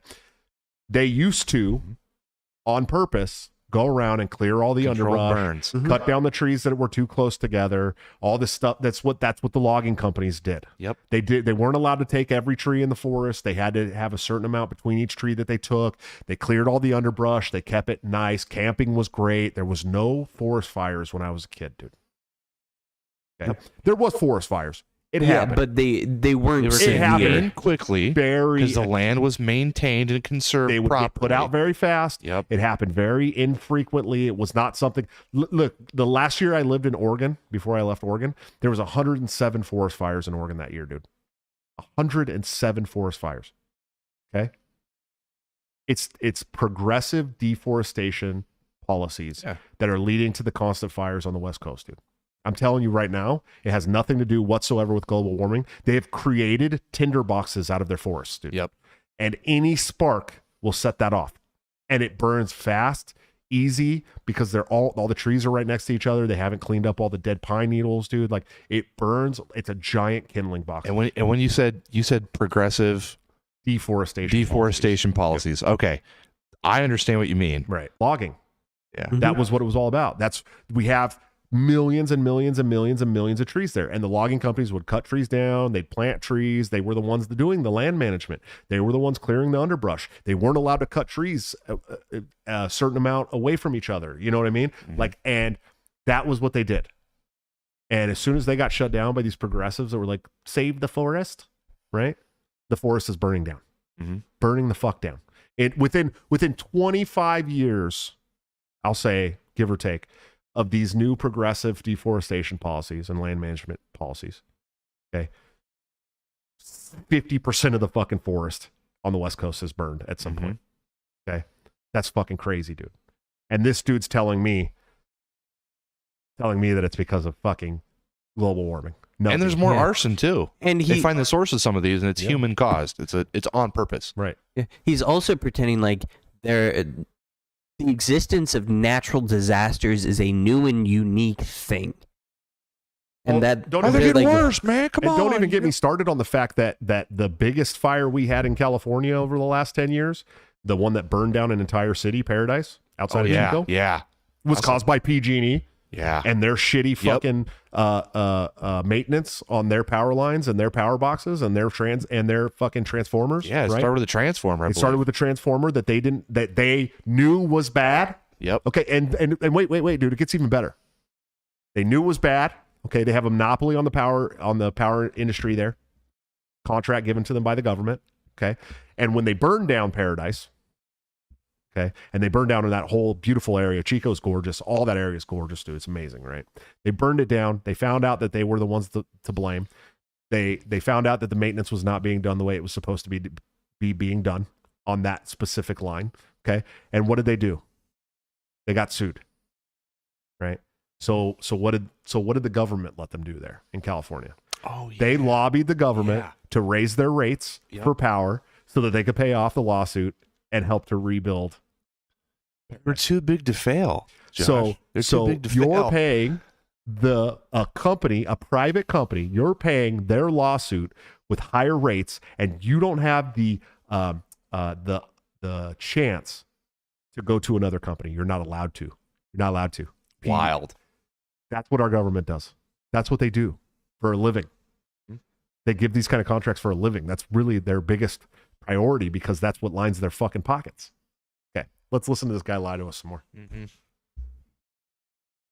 Not a problem. In addition to emergency recovery, from Puerto Rico to Florida to Idaho, we're rebuilding for the long term. New electric grids that are able to weather major storms and not prevent those forest fires. Roads and water systems withstand the next big Also flood. their fault, by the way, the Texas grid. Yep. Right? It's also their fault. If anybody's not aware, it's always been their fault that Texas can't handle the cold. Because, and here's the thing, Trump was working on, I'm not a Trump fan, okay? But Trump was working on all this shit to make sure that Texas was on the proper grid to go through these events. And as soon as Biden got in, he vetoed all that shit. Yeah, they were improving the infrastructure. Yeah, look it up. I promise you that Biden came in and vetoed all the shit that Trump was working on for Texas. And right after that, they had that cold snap that killed a bunch of people. And it was Biden's fault. I promise you, if you look into it, you will find that I'm not lying to you. Their windmills froze. Yes. Everything froze. Everything. Flood. Clean energy to cut pollution and create jobs in communities often left behind. We're going to build 500,000 electric vehicle charging stations installed across the country by tens of thousands of IBEW workers. And we're helping families save more than $1,000 a year with tax credits to purchase electric vehicles and efficient appliances, energy-efficient appliances. You're Historic saving- conservation efforts. That's them talking. You're saving that's them families $1,000 a year to buy a $60,000 vehicle. Right. Mm-hmm. Right. That Yeah. you're not taking on a family trip. They know better. You're not stopping and Mhm. filling up your tank in 10 minutes and Yeah. getting snacks and leaving. Yeah. No. You're recharging for 3 or 4 hours to get a full charge so you can make it all the way to Florida or wherever the fuck you're going. To be fair, Tesla does, like in their navigation software, does help plan that out for you. Yeah. But you're planning your whole trip Yeah, based on around the the charging limitations. stations, and it's not an instantaneous charge. Mhm. No one seems to get around this idea that the power that you're using at the recharging station comes from fossil fuels. Okay? You're putting a Mostly fossil coal. fuel powered device and transferring it into your battery on your car. And it doesn't take 5-10 minutes to fill your tank and leave. It takes 2 hours. Anyway, All right, let's listen. it's idiotic. Responsible stewards of our land. Let's face reality. The climate crisis doesn't care if you're in a red or blue state. It's an existential threat. We have an obligation, not will to never ourselves, but to go our children away. and grandchildren to confront it. I'm proud of how America at last is stepping up to the challenge. We're still going to need oil and gas for a while. But guess what? No, we do. We're doing that. But there's so much more to do. We got to finish the job. We pay for these investments in our future by finally making the wealthiest and biggest corporations begin to pay their fair share. Just begin. It was Ilhan Omar there, smiling ear to ear. Look, I'm a capitalist. No, I'm a you're capitalist, not. but pay Shut your the fair share. fuck up. He's a capitalist, man. He's a Listen. capitalist. Oh my God! Did he really just say that? I'm a capitalist, but I'm gonna My son's got me set cutting price to all limits these and deals, guarantee big pharma makes lots of No, profits. he said I'm a capitalist. His exact quote is I'm a capitalist, but pay your fair share. That's his exact quote. Mhm. I'm gonna bro, We- that's we going all up on need to Twitter tweet that. right now. Screenshot that. Yeah, that's a good shot right there of Kamala's face looking at her. Listen, man, I'm a capitalist here, but you gotta pay your fair share, man. I gotta put that right up on Twitter. Come on. You know the thing. And let's see. I'm going to put it in quotes, and I'm going to be like, geriatric ice cream man. There we go. I can't believe that. Okay, let's listen to this. I think a lot of you at home agree with me and many people that you know. We don't. You're a piece of shit. The tax system is not fair. It is not fair. Yeah, anybody. Wow, the one the thing fact that I have agreed to with pay them. Yeah. Look, Yes, Joe, you're right. It's not fair. That in 2020, 55 of the largest corporations in America, the Fortune 500, made $40 billion in profits and paid zero in federal taxes? Zero? Folks, simply not fair. Oh, look at, did you see her? She screamed something before that. They tried to pan to her to catch her yelling something. Did you catch that? The most irrelevant politician in American politics. Bro, she disgusts me. Disgusts. Just Pocahontas. All right. But now, because of the law... Bro, you guys understand that he's rolling out like a full socialist plan in front of our fucking face right now, right? Yes. Like full on. This is like the Soviet Union fucking State of the Union. Right? Yes. That's exactly what he's doing, bro. It's like reality television. Yeah. That's what this is. It's All weird. Right, let's see what this is nuts. I signed, billion-dollar companies have to pay a minimum of 15%. God love them. 15%. Oh, there she is again. Look at her. Look at her righteous fucking indignation, bro. Look at her. She's not paying 15%. Fuck no, she's not. Biden's not paying 15%. Fuck no, she's not. On his earnings from Ukraine. That's less than a nurse pays.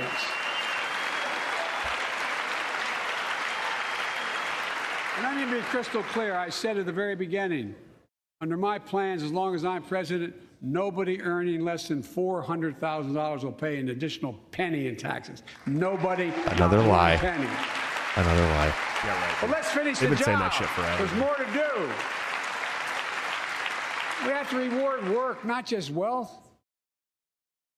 Pass my proposal for the billionaire minimum tax. We have to. You know, there's 1,000 billionaires in America. It's up from about 600 in the beginning of the term.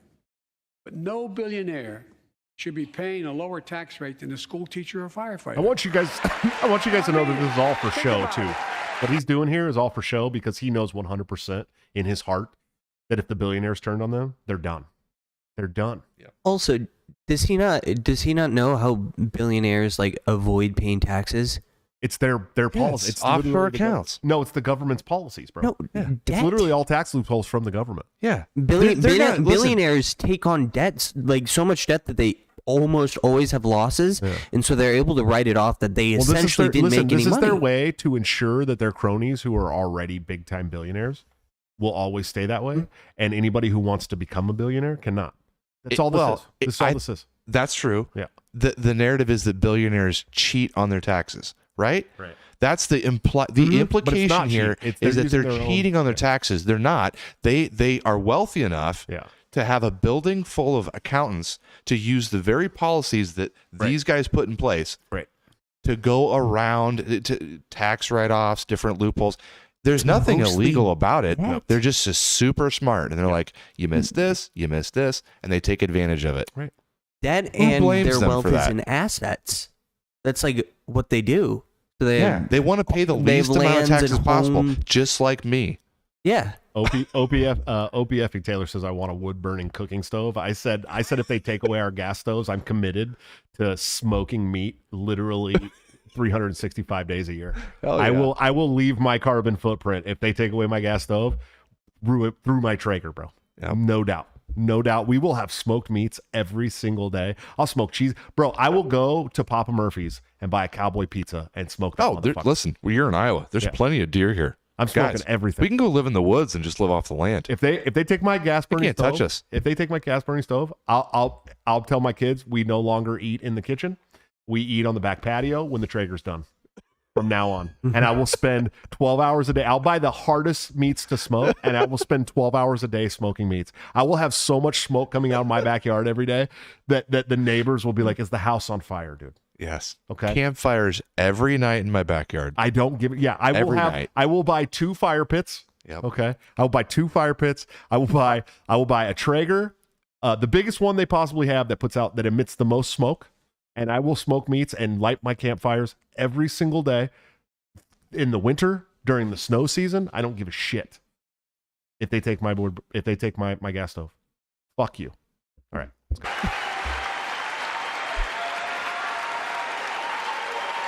I mean, look.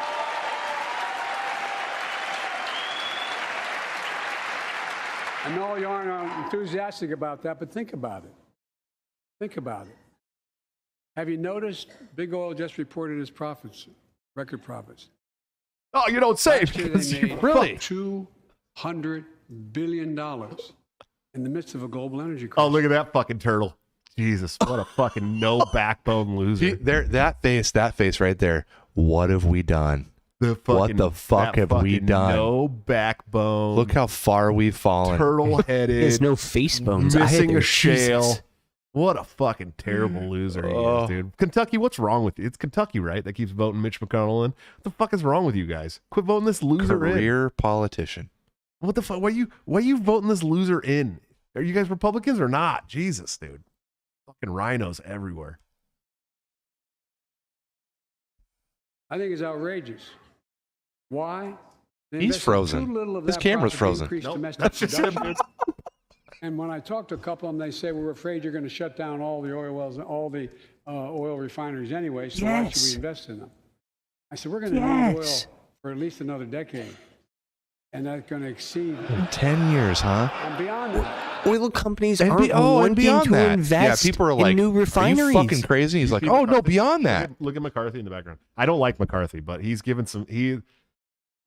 Man, he's He given even had to laugh at He's having that. some good body language Yeah. back there. I hope he He fucking. broke character on that. I hope he stands up and rips this thing up, dude. That'd be savage if he does. If he It's does not a it. joke. We're going to need gas for another 10 years, probably. 10 years. And- That's it, huh? You'll be dead by then, like Joe. a year ago, that was not the tune they were singing. of course they not. were like, we're gonna be done with oil in 3 years. Yeah. yeah. Well, 20, You know, is it 2030? All we need is the Green New Deal. No, And, if yeah, we don't we'll be cut done with greenhouse it. gases by 2030, we're all going to be dead. The amount of We'll retardedness die that it before. takes to believe that we will ever be done with oil is astounding. I don't, to me. yeah. Astounding to me. I think that at some point, okay, I was reading this thing about nuclear fission and nuclear power and how they're using these there's a guy now using a diamond and spent rods to make a 1-volt battery, What? which is kind of cool because if you can make that many 1-volt batteries to make a car battery, then you have a car battery with spent radiation that can last 30 years. Right. So you'd have a car battery that would last 30 years. I've been watching this stuff. I Yeah, talked to a that's guy cool. at my work about it the other day. Really fucking cool. Well, that's the next step is battery tech, right? Well, how the to next store step the it energy. has to be nuclear power, dude. Yeah. It has to be nuclear power. It's the most Which responsible. they will not mention. Right. No, they won't And if mention that it. was the conversation, Ryan, blows I'm my listening. mind. If the conversation was, we're going to build these 500,000 power stations to charge your Tesla, and we're also going to build these nuclear power plants to provide that power, But they didn't say it. I'm listening. Yeah, I'm listening. That's Yeah. not what he said. He thinks it's got fucking windmills and solar panels. Yeah. It ain't happening, guys. Yeah, solar It's a lot panels. of You power. really want to give us all lead poisoning? Oh, great. Thank you. Yeah, because I if don't you tell didn't, you where the batteries I'm telling come you from. right now that the only way we move away from oil is through nuclear power. I agree. would agree I with agree. that. I mean, if That's you it. didn't know that solar panels have lead in them, Yeah. Oh, dude, it's way and worse. so when they get, there's no good way to dispose of them. Correct. So they get thrown in landfills. Then when they break open, lead gets into the groundwater. Listen, solar panels, as they're made today, do not produce, you can fact check me on this, do not produce enough power to equal the amount of energy that was used to create them. Right. Their lifetime expires before they've created enough energy that it took to create them in the first place. I think it's the same way with Same way with wind power. I think it's it's definitely the same way with Yeah. wind power. I think it's even worse with wind power, and then also the batteries that are used in the yes. electric vehicles as Yep. well.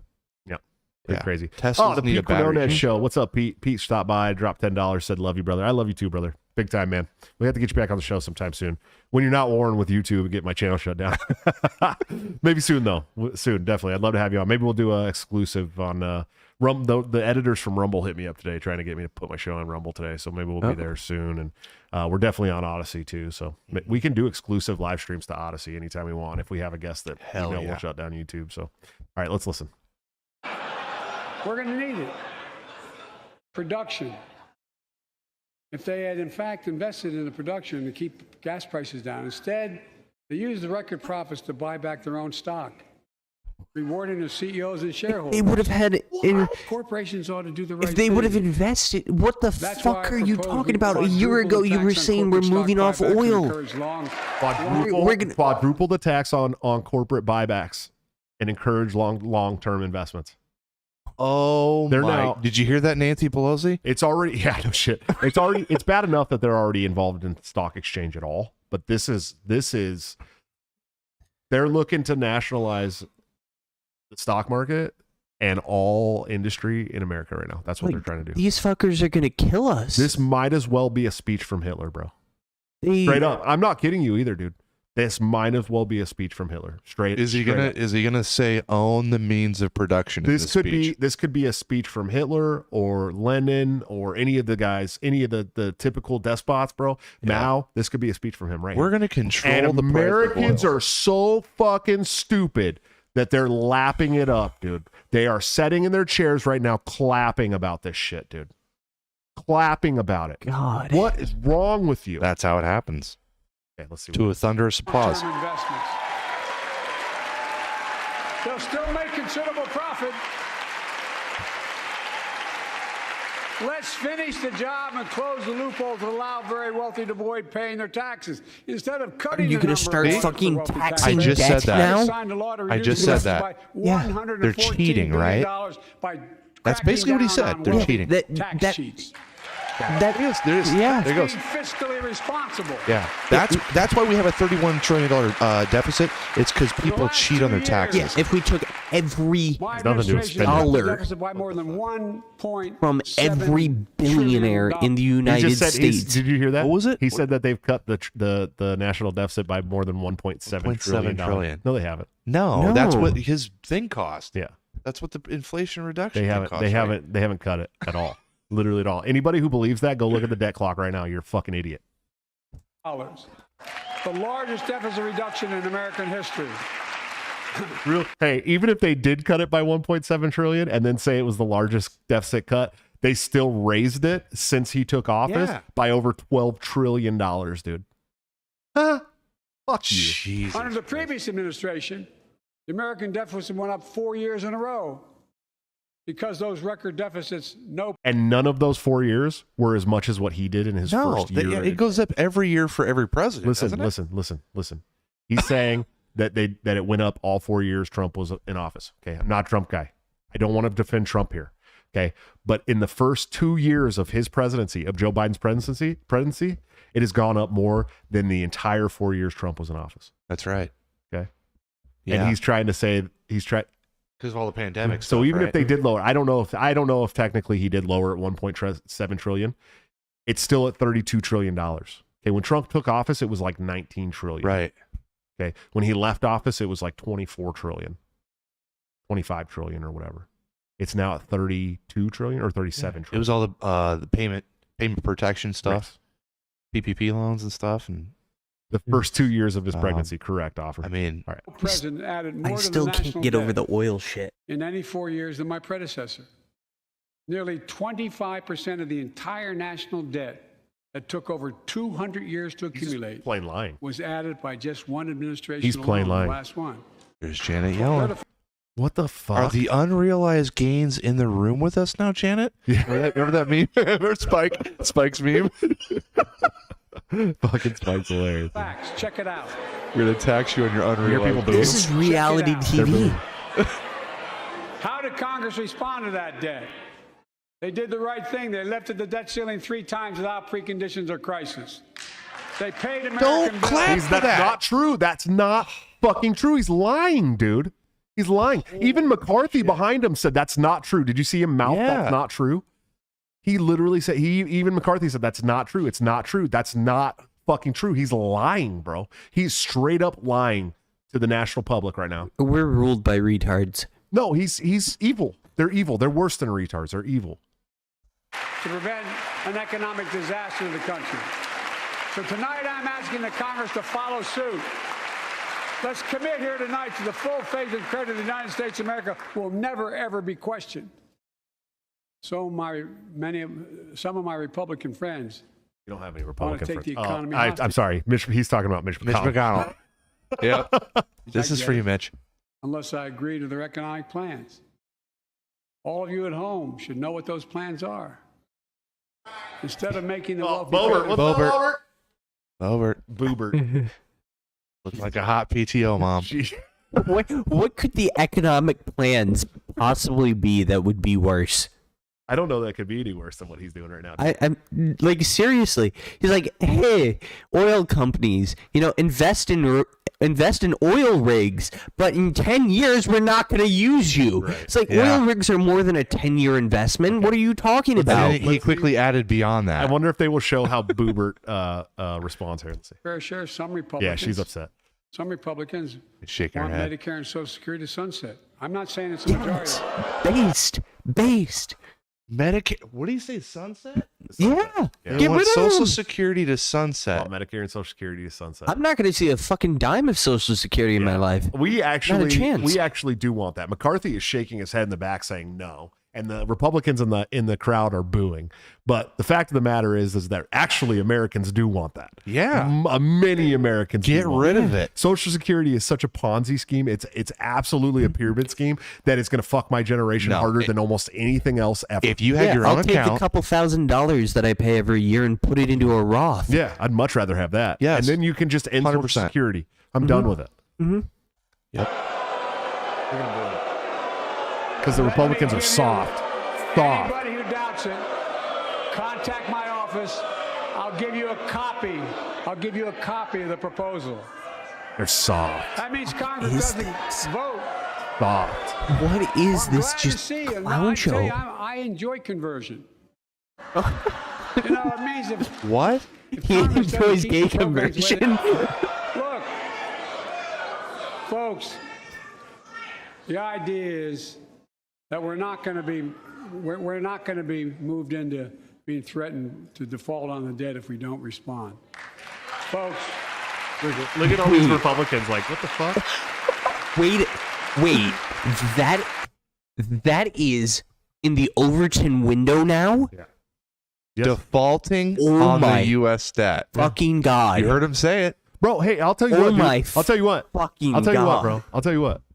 Fisher, you're crazy. Civil War's crazy. That's Senator too far Cruz off. legitimately tried to put forth a bill to end the Federal Reserve, dude. Okay? The Overton window has been moved. Even in the Republican Party, it has been moved. The idea that they The would problem is- possibly address the concept of the U.S. defaulting Yes. on the debt, that means we're well beyond fucked at this dude. point. Yeah, we've been fucked for a long time.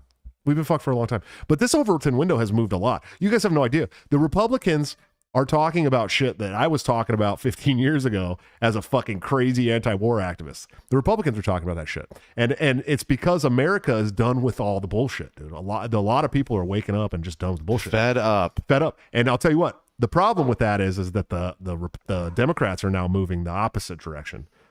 That's the scary part. They are moving the opposite direction. Their Overton window is flying the other way. So I got to get going soon. So let's get this thing done. so folks, as we all apparently agree, Social Security and Medicare is off the books now. Right? They're not to be stopped. Just gaslighting people into believing that everyone wants soft this. ass Republicans, though, dude. Look at these soft Republicans. Look at all the soft Republicans that stood up to cheer him on, saying that they all agree not to let Medicare and Social Security sundown. Look at these soft ass wannabe piece of shit conservatives, dude. Get me in there. I I will guarantee you- stand look, up and tell look, him to go fuck himself. I don't care what will you, get I don't care what thrown you out say of about him. there. I guarantee who he's talking about right now is Ted Cruz, bro. I guarantee it.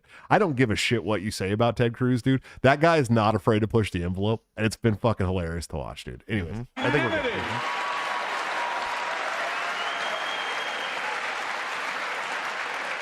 Social Security, Medicare are a lifeline for millions of seniors. Americans have to pay into them from the very first paycheck they started.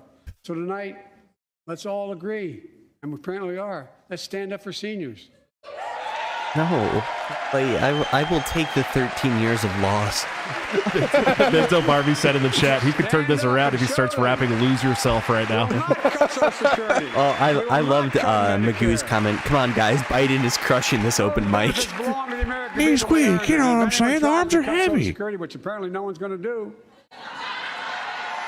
And if anyone tries to cut Medicare, I'll stop them. I'll veto it. And look, I'm not going to allow them to be taken away. Not today, not tomorrow, not ever. But apparently it's not going to be a problem. Next month, when I offer my fiscal plan, I ask my Republican friends to lay down their plan as well. I really mean it. Let's sit down together and discuss our mutual plans together. Let's do that. Yeah, fucking yeah. Because all the worst shit that he wants finds bipartisan support every fucking time. That's why. And I think everybody realizes it doesn't fucking matter. This is them putting At the this dog and point. pony show away for the second. So you can actually see what's going on in the house right now. Yep. You can, if you look around this room right now, this is what politics really is. All the worst shit that they can possibly think of will find bipartisan support, and he just told you that. He just told you that to your face. And you're going to sit there and act like there's sides and teams. There are sides and teams, but it's not Republican and Democrat, dog.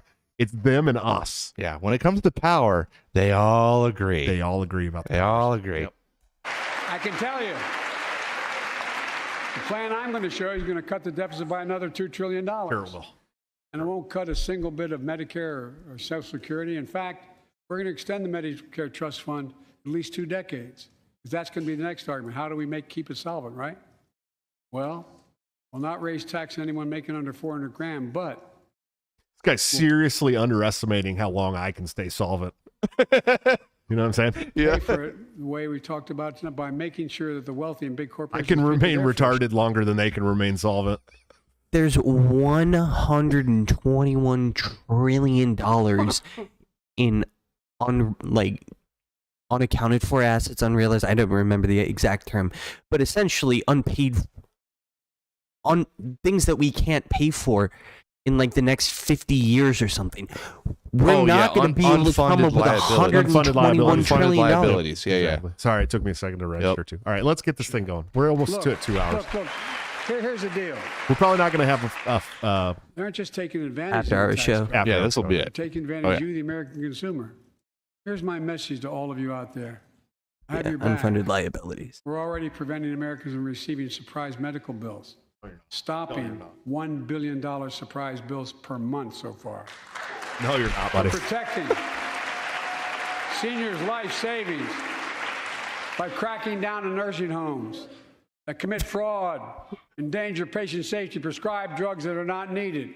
Millions of Americans can now save thousands of dollars because they can finally get a hearing aid over the counter without a prescription.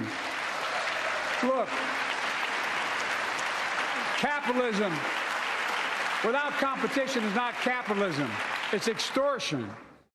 It's exploitation. Stop creating monopolies. Last year, I cracked down with the help of many of you. Don't on use foreign our shipping lines. companies that were Yeah, how making you dare pay you use higher our prices lines. for every good coming into the country. I signed a bipartisan bill that cut shipping costs by 90%, helping American farmers, businessmen, and consumers. Let's finish the job. Pass the bipartisan legislation to strengthen antitrust enforcement and prevent big online platforms from giving their Meds own are wearing products off. Dementia meds are wearing Dude, off. I mean, Yeah. the entire time since we tuned in, you guys obviously have seen he's They're wearing off. blurring his speech. He's got to go to bed soon. Someone's going to My rush him. administration is also taking on junk fees. Those hidden surcharges this too thing's many over, companies almost. use to make you pay more. For example, we're making airlines show you the full 37 ticket price minutes. up front. It ends at Refund your money if your flight is canceled or delayed. got 37 reduced minutes left, dude. Exorbitant We're not gonna bank make it. overdrafts Yeah. by saving consumers more than $1 billion a year. Free men die We're free. cutting Thanks for the $5 credit super card chat, man. He said the late parasites in by D.C. know what's going to come 75% crashing from soon. $30 to When fraud no $8. longer works, they'll rely on force. We're almost there. We've been there. I think we're already there. Yeah. Did he just Junk say fees he's That going man to and ice cream enforce cone. may not credit matter to card very wealthy, but they companies matter to most other to folks. lower their late fees? Yes. What the? Yeah. What the Bro, they're fuck? nationalizing Why industry. is that in your purview? What the fuck is wrong I'm with you? guessing they've done a survey among their voting base. Oh, yeah, that's exactly. Wink, wink. And a lot of them have overdraft fees. Well, no, you got to remember. No, you this gotta is remember Hey, late no. fees on credit card debt. Listen, you got to remember this. You know what I'm talking about. You got to remember this, bro. We just went through economic crisis in the United States where people weren't allowed to go to their fucking jobs for like a year. Okay? Yeah. There was rent moratorium, all this stuff. I can only imagine. Like I have credit card debt right now, like tons. Oh, dude, Way too everybody much. does. Yeah. I can only imagine the people that weren't able to work, Mhm. how much they had to live off their credit for a while and get these crazy, exorbitant fees, and they probably couldn't pay their credit right away. And I know because I just had a couple weeks where it was like I couldn't make a credit card payment or two, right? And so like I can only imagine that they're talking to these people and they're going, oh, well, we have to make all these people that are upset by our policies happy. There you go. And so the way to do that is to try and fix the things that we caused. And that's what they're doing. Mm-hmm. But it's more than that. This is deeper than this, dude. They're literally trying to nationalize industries entirely. And they're trying to take it over and run it because that's what they're saying right now. Yeah. Okay, let's see. In homes like the one I grew up in, like many of you did. They add up to hundreds of dollars a month. They make it harder for you to pay your bills or afford that family trip. I know how unfair it feels when a company overcharges you and gets away with it. Not anymore. We've written a bill to stop He's a it all. capitalist, It's called the Junk Fee Prevention Act. We're going to ban surprise resort fees that hotels charge on your bill. Who's Those fees that can cost up to affecting? $90 a night at hotels that aren't even resorts. The idea that cable, internet, and cell phone companies can charge you $200 or more if you decide to switch to another provider. Give me a break. We can stop service fees on tickets to Can concerts sign a and sporting contract. events and make companies disclose all the fees up front.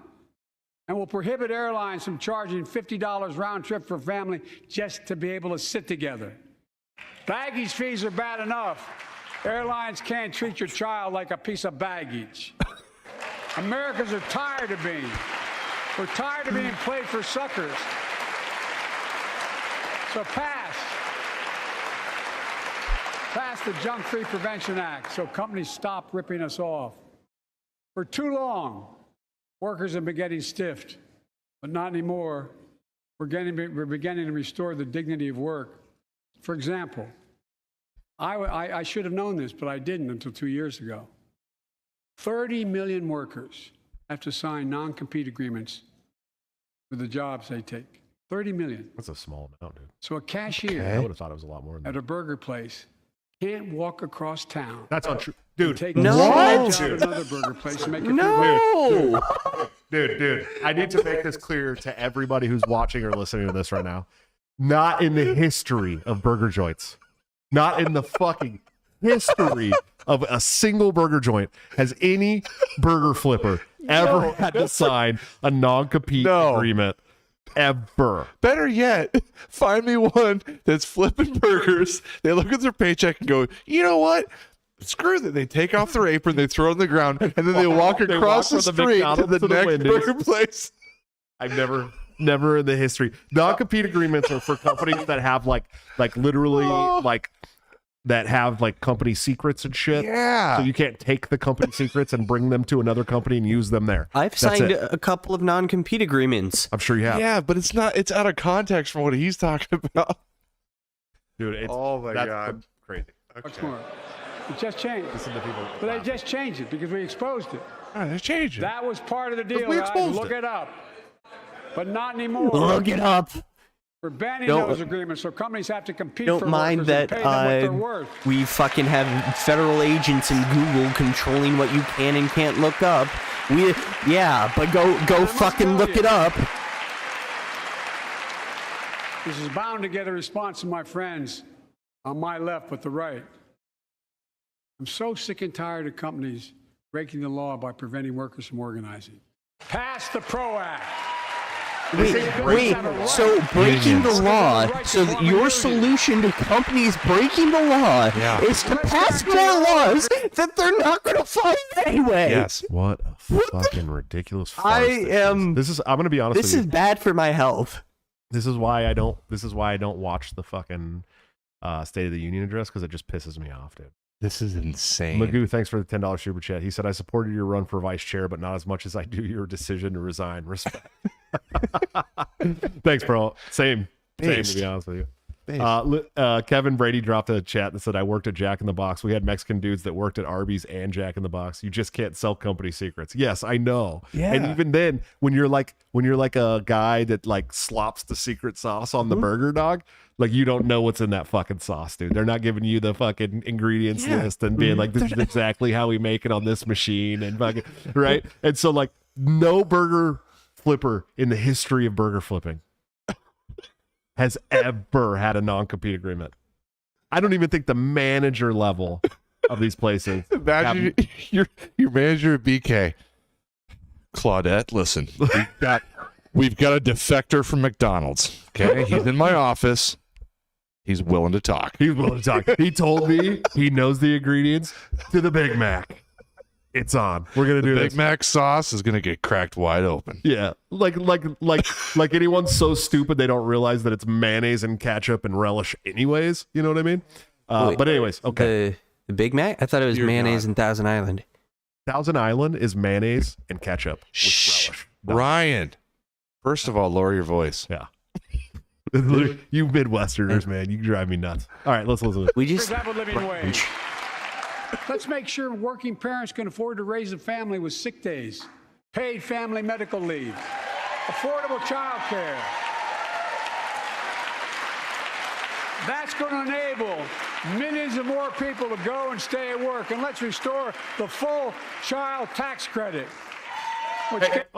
I'm glad that he brings that up. I'm sure you know about Thanks that. for bringing that up, Biden. Yeah. By the way, fuck the IRS and you, because you guys were like, all of a sudden, we're going to pay the child tax credit out monthly. Here's $750 a month, and then at the end of there, you're like, oh, by the way, we decided that none of your dependents are actually your dependents, so we're going to need all that money back. Get fucked. Yep. Get all the way fucked, dude. Gave tens of millions of parents some breathing room and cut child poverty in half to the lowest level in history. And by the way, when we do all these things, we increase productivity, we increase economic growth. So let's finish the job and get more families access to affordable, quality housing. I think we have to. Let's get seniors who want to stay in their homes, the care they Let's need. do it. I don't know if I can Stand in my handle. living room after every show. No. I like time wise I can do it. I don't know if I can handle this guy standing up at the mic and spitting bullshit. That's a much more fair notion. I'm sorry. Yeah, I was about to say, Ryan's, if losing Ryan said my he couldn't make it goddamn that whole time, mind. I was about to be like, Ryan, dude, when I'm done with the show, my brain is like done, and I'm like decompressing on the couch, and Ryan's like, oh, and then Doug, and then like, and he'll sit there all night if I let him, dude. Straight up, him and his wife both. They'll sit there all night, dude. If I don't do like the good Midwestern like knee slap where I'm like, well, he'll stay there all night, dude. All night. So- I'm not complaining. I love Ryan to death. But dude, I'm fried after I do this show. Like fried every time. This shit energizes Yeah. me. And Ryan's like, oh dude, we can do this and we can talk about this. I'm like, God damn it, dude. I love you to death, man. Go eat some more spaghetti, bro, or something. I don't know. All right, we gotta finish this. There's only What do we got left? Oh, is it still going? Dude, it's So forever. cool. We can't. Is it still live right now? We can't finish. Is it still live? It's 9:30. Yeah. There's Our still actual time is 9:36. Millions of family caregivers looking after their loved ones. Pass my plan so we get seniors and people with disabilities the home care and services they need. And support the workers who are doing God's work. These plans are fully paid for and we can afford to do them. Restoring the dignity of 37 work trillion. means Yep. making education an affordable ticket to the middle class. You know, when we made public education, 12 years of it, universal in the last century, we made the best educated, best paid, we became the best educated, best paid nation in the world. The rest of the world's caught up. It's caught up. Jill, my wife, who teaches full time, has an expression. Real. Hope I get it right, kid. Any nation that out-educates us is going to out-compete us. Any nation out education can outcompete us. Folks, we all know 12 years of education Dr. Biden. is not enough to win the economic competition of 21st century. We want to have the best educated workforce. Let's finish the job by providing access to preschool for 3 and 4 years old. Wait, what? Oh, they want to get your kids providing access to preschool for 3 and 4 years old. They want to get your kids away from you early, dude. Very early. Yes. Wait, because what they're doing is finish working. the job. I thought this. He was building up to some shit about like free college. Oh, it's coming, dude. Or something. But he was like, oh no. He's been trying to push free college for years, dude. But No. this is new. This is new. Yep. The fucking the pre-K. They want to get your kids away from you fast. Do We've got not to get them educated. whatever you do, do not send your kids to a public preschool. I pray. I did it. I I did pray. I I beg, just I had the plead song from the San of Francisco you. Gay Men's Chorus ringing in my head. Do not. We'll convert your children. No, dude, Children. listen. I understand what you're saying. I did that. I went to Des Moines Public Schools, preschool. Do you know what they learned in preschool? I don't know. Nothing. Because they learned what they knew in preschool from our house. Right, of course. We taught them letters and numbers, and they were far ahead of all their other classmates Because you guys learn Okay. shit at home. Yeah. because we did it at home. Please. They practiced there. Don't I send your think. kids to this iteration of public schooling. They don't before need it. they're- I mean, I get it. Some parents have to send Let their them kids play. to public education. Yeah. Please don't do. Your child does not need to go to public education at 3 and 4 years old, dude. Nope. It does not. And Does if you're not. young, They need to play with other kids. Yes. if you're younger like me, I don't have kids yet. Plan your life around educating your children. being able to educate Yep. your own children. Yes. Set That's- yourself up to That's be where we're able going. to do that. Mhm. Julie and I are both trying to get into real estate, so we can try and take care of that at home. Yep. I think that's a big. That's It's. a big. I think it's a time management thing for most parents. Yeah. It's a time management thing. It's a cost do benefit something that analysis. allows you to educate your children. Mhm. Please stay away. Do not take your 3 and 4 year olds to public education. Do not do it. Dude. I'm telling you right now. Don't listen to this shit. I don't Nope. care if they pay you. Don't fucking do it. Don't. Do If it would have just been my kids going to school and just playing with the other kids, they would have been fine. Yeah. I'm not kidding. They show that children who go to preschool are nearly 50% more likely to finish high school and go on to earn False. a 2 or 4 year degree. Not true. No matter their background. There's they no came stat. from. That's not that says true. that. Let's That's give not public true. school teachers a raise. I knew that was coming. Shut up, Kamal. Sit your ass down, bitch. Largest union in the United States, most powerful by far. Yes. Not even close. Not even close. We're making progress And it's against you, the taxpayer. by reducing student debt, increasing Pell Grants for working and middle class families. Let's finish the job and connect students to career opportunities starting in high school.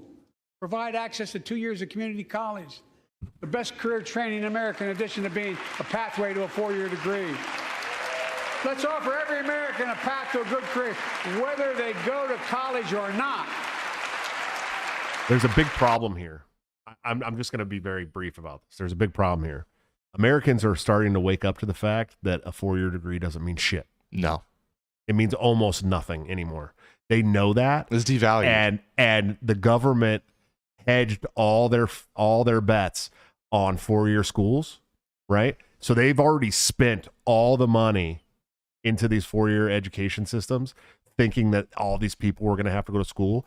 And a lot of people are going, you know what? I make a lot more money as an electrician, dog. I don't think I need to go to a 4-year school. And even women now, dude, are getting into like all kinds of shit that doesn't require a 4-year degree and making tons of money. I've seen more women HVAC guys. I know women guys. But Yeah. You work in HVAC, you're an HVAC guy. I'm sorry. I don't care if you're a That's not a gendered thing. I apologize. Yeah. Right. And plumbing and electricians, like women. I've been seeing women do these things. I never saw that when I was a kid, dude. I worked on jobs. I've been in trade work and blue collar work since I was about 14, 15 years old, right? I started working for a company that my mom was the controller of for construction, digging trenches for a multi-million-dollar custom home builder. And I never saw a woman on a job site, dude, unless it was someone coming from the office to drop something off or say something, right? I'm seeing it all the time now, okay? And people are waking up to this shit, and people are not going to college, dude. It is not like it used to be, dude. Yep. I promise you. I So the change really started in 2013, and that's the year I graduated high school.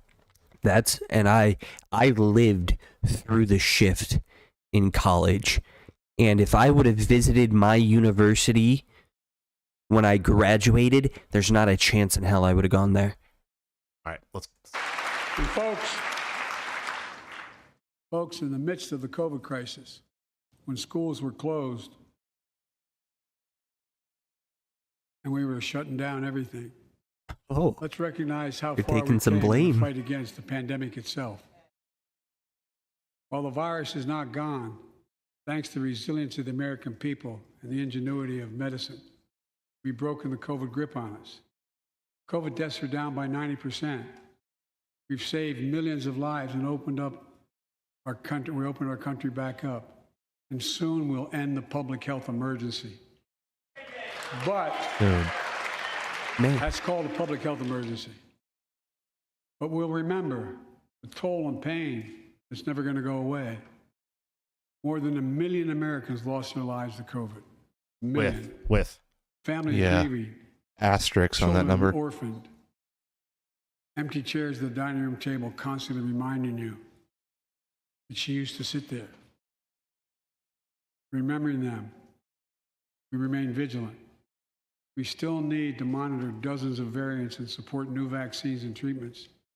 So Congress needs to fund these efforts and keep America safe. And as we emerge from this crisis stronger, we're also got to double down on prosecuting criminals who stole relief money meant to keep workers and small businesses afloat.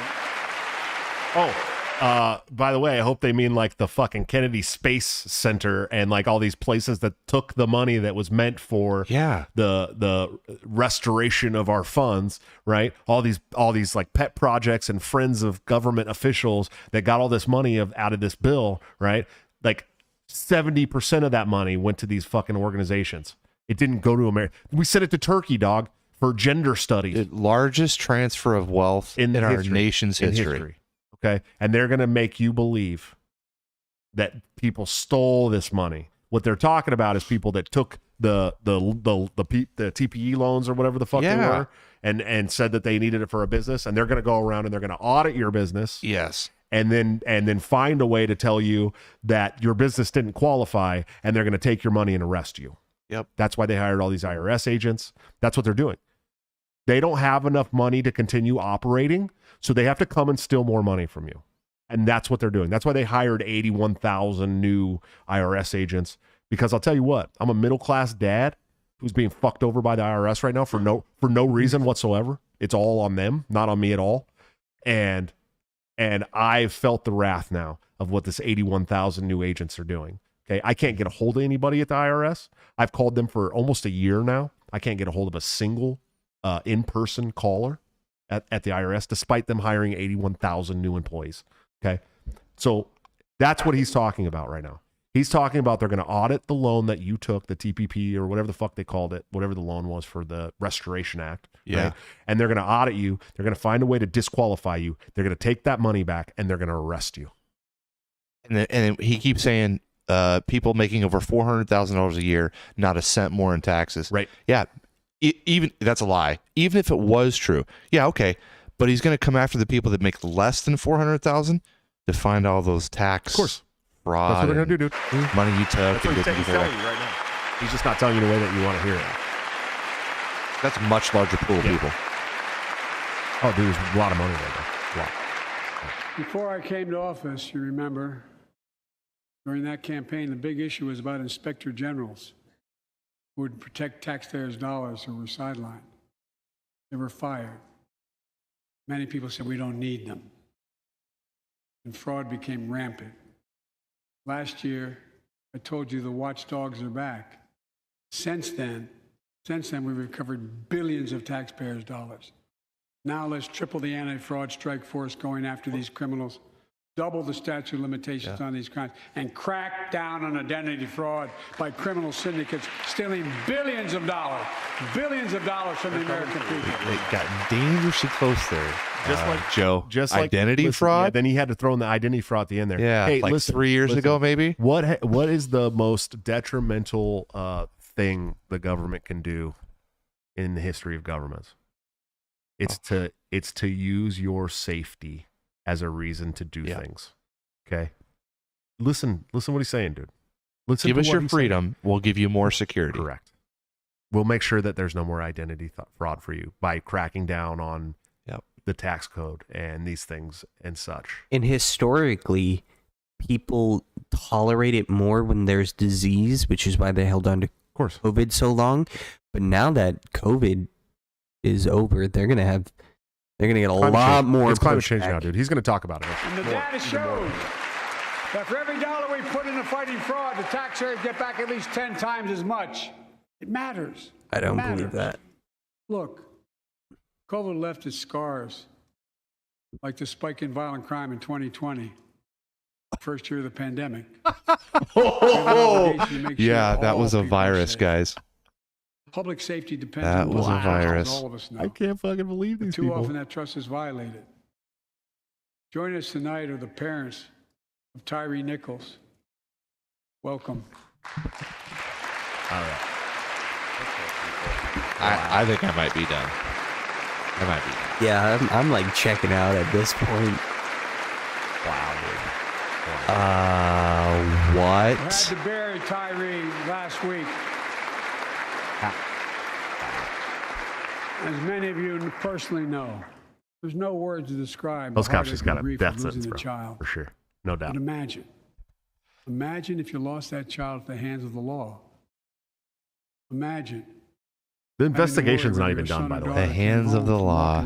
Listen. Okay. Playing in the park Listen. or just driving Well, a he car. also proclaimed Kyle Rittenhouse guilty. Listen. Oh, he did. But listen. I'm not gonna sit here and act like those cops.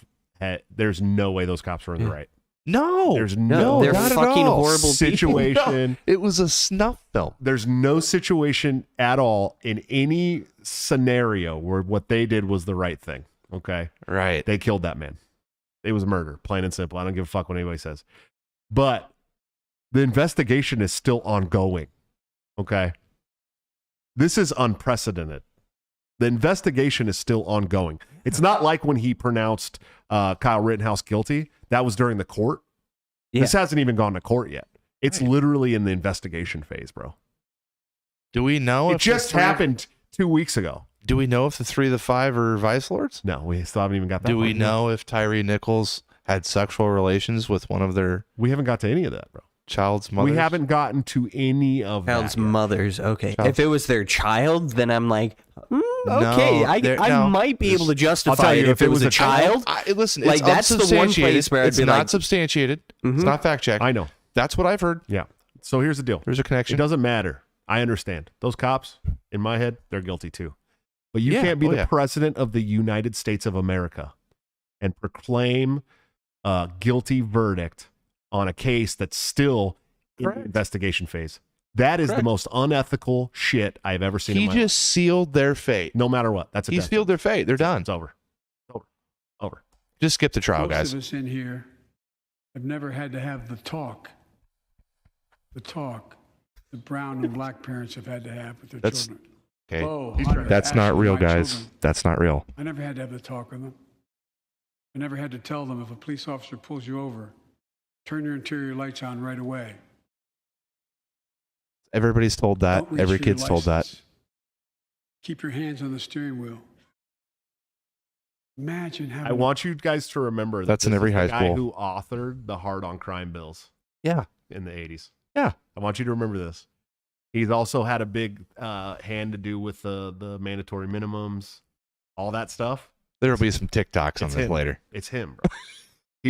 He was the author of a ton of that shit during Clinton's presidency. Yep. Okay. to worry like that every single time your kid got in a car. He's the one who said, "I don't want my children growing up in a racial jungle." Don't forget that that's Yep. him. Okay. Here's what Tyree's mother shared with me when I spoke to her. when I ask her how she finds the courage to carry on and speak out. The Oh, faith Bert, of God, she holy shit, hold on. I have to make an announcement. Bert Grimm is in the chat. I don't know that it means a lot to you guys, but it means a lot to me. Good to see you, Bert. I've been missing you a lot lately. I hate that you're not on Twitter anymore. Love you to death, buddy. That her son was, quote, a beautiful soul, and something good will come of this. Imagine how much courage and character that takes. It's up to us, all of us. We all want the same thing. Neighborhoods free of violence. Law enforcement who earns the community's trust.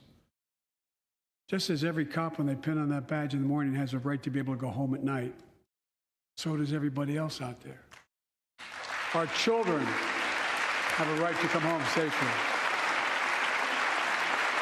Equal protection under the law is a covenant. That dude's a little low on adrenochrome, Bo. Let's be honest. He's missing the, I don't know who that is, but he's missing, he missed the fucking adrenochrome supplies for sure. Is he clapping with his cane? With his cane, yeah. Okay, no one can got hear it. that. Hey, buddy, nobody can hear that. Nobody can hear you clapping. Each other in America. We know police officers put their lives on the line every single night and day. And we know we ask them in many cases to do too much, to be counselors, social workers, psychologists, responding to drug overdoses, mental health crises, and so much more. In one sense, we ask much too much of them. I know most cops and their families are good, decent, honorable people, the vast majority. But they risk. I don't know, sounds pretty gay. Yeah, that won't be twisted as a good people on both sides quote like they did Trump. No, that's not They risk their No. lives That will not every be time mentioned they tomorrow. Put that shield on. But what happened to Tyree in Memphis happens too often. We have to do better. It does not happen Give often at law all, guys. enforcement the real No, training they need. it's very, very rare. Yes, Hold them to because that higher was a lack of standards. training that caused Help that. them succeed Well, in part keeping of us it. safe. Well, We also need more first responders and professionals to address the growing mental health, substance abuse challenges. More resources, reduce violent crime. and What gun could have crime. caused the spike in More mental health and intervention programs. substance oh, here we go. abuse? Gun crime, guys. Gun crime. Housing, Notice, education, hasn't and job mentioned training. gangs one time. No, he couldn't do that. Responsible for a majority of the mass shootings. Can help prevent violence in the first place. When police officers or police departments violate the public trust, What? they must be held He accountable. messed up the teleprompter for a minute. He read the wrong thing and then had to pause. With the support of the families of victims, civil rights groups, and law enforcement, I signed an executive order for all federal officers, banning chokeholds, restricting no-knock warrants, and other key elements of the George Floyd Act. The George Let's Floyd commit ourselves Act. to make the Federal words of officers. Tyler's mom Keep in mind, federal Only officers, federal, he just which said. is Yep. Not very municipal rarely. police, Yeah. not security guards. Federal cops, so ATF. Yeah. That's Yeah. ATF, FBI. don't- Like, Who- if they the can't choke fucking you because they ATF won't. did They'll that, shoot your dog Yeah, first. they'd shoot your dog. What they should have banned was maybe don't burn down buildings full of children. Yeah. Fuck, dude. Yeah, that'd I be don't know. great. That'd be a lot more useful. Double check your federal address before you police. kick the door in, maybe. Yeah. Yeah. But the good thing is now that, places like the IRS and the Department of Education have their own SWAT teams, we don't have to worry about the Department of Education busting down our door and choking us to death. Yeah. They probably will also shoot your dog and burn down your building full of children, but they will not put you in a chokehold. Yeah, men Or with no knock rifles rating. don't use Thank chokeholds. God. True. I will be chokehold Something free. good must come from this. Something good. And all of us. Bert Grimm says the George Floyd Act means cracking down on Federal Reserve for money printing. He had to throw crack in there. I love it. That's good. That's good. I'm proud of you, buddy. It wouldn't be Bert if it wasn't Bert. You know what I mean?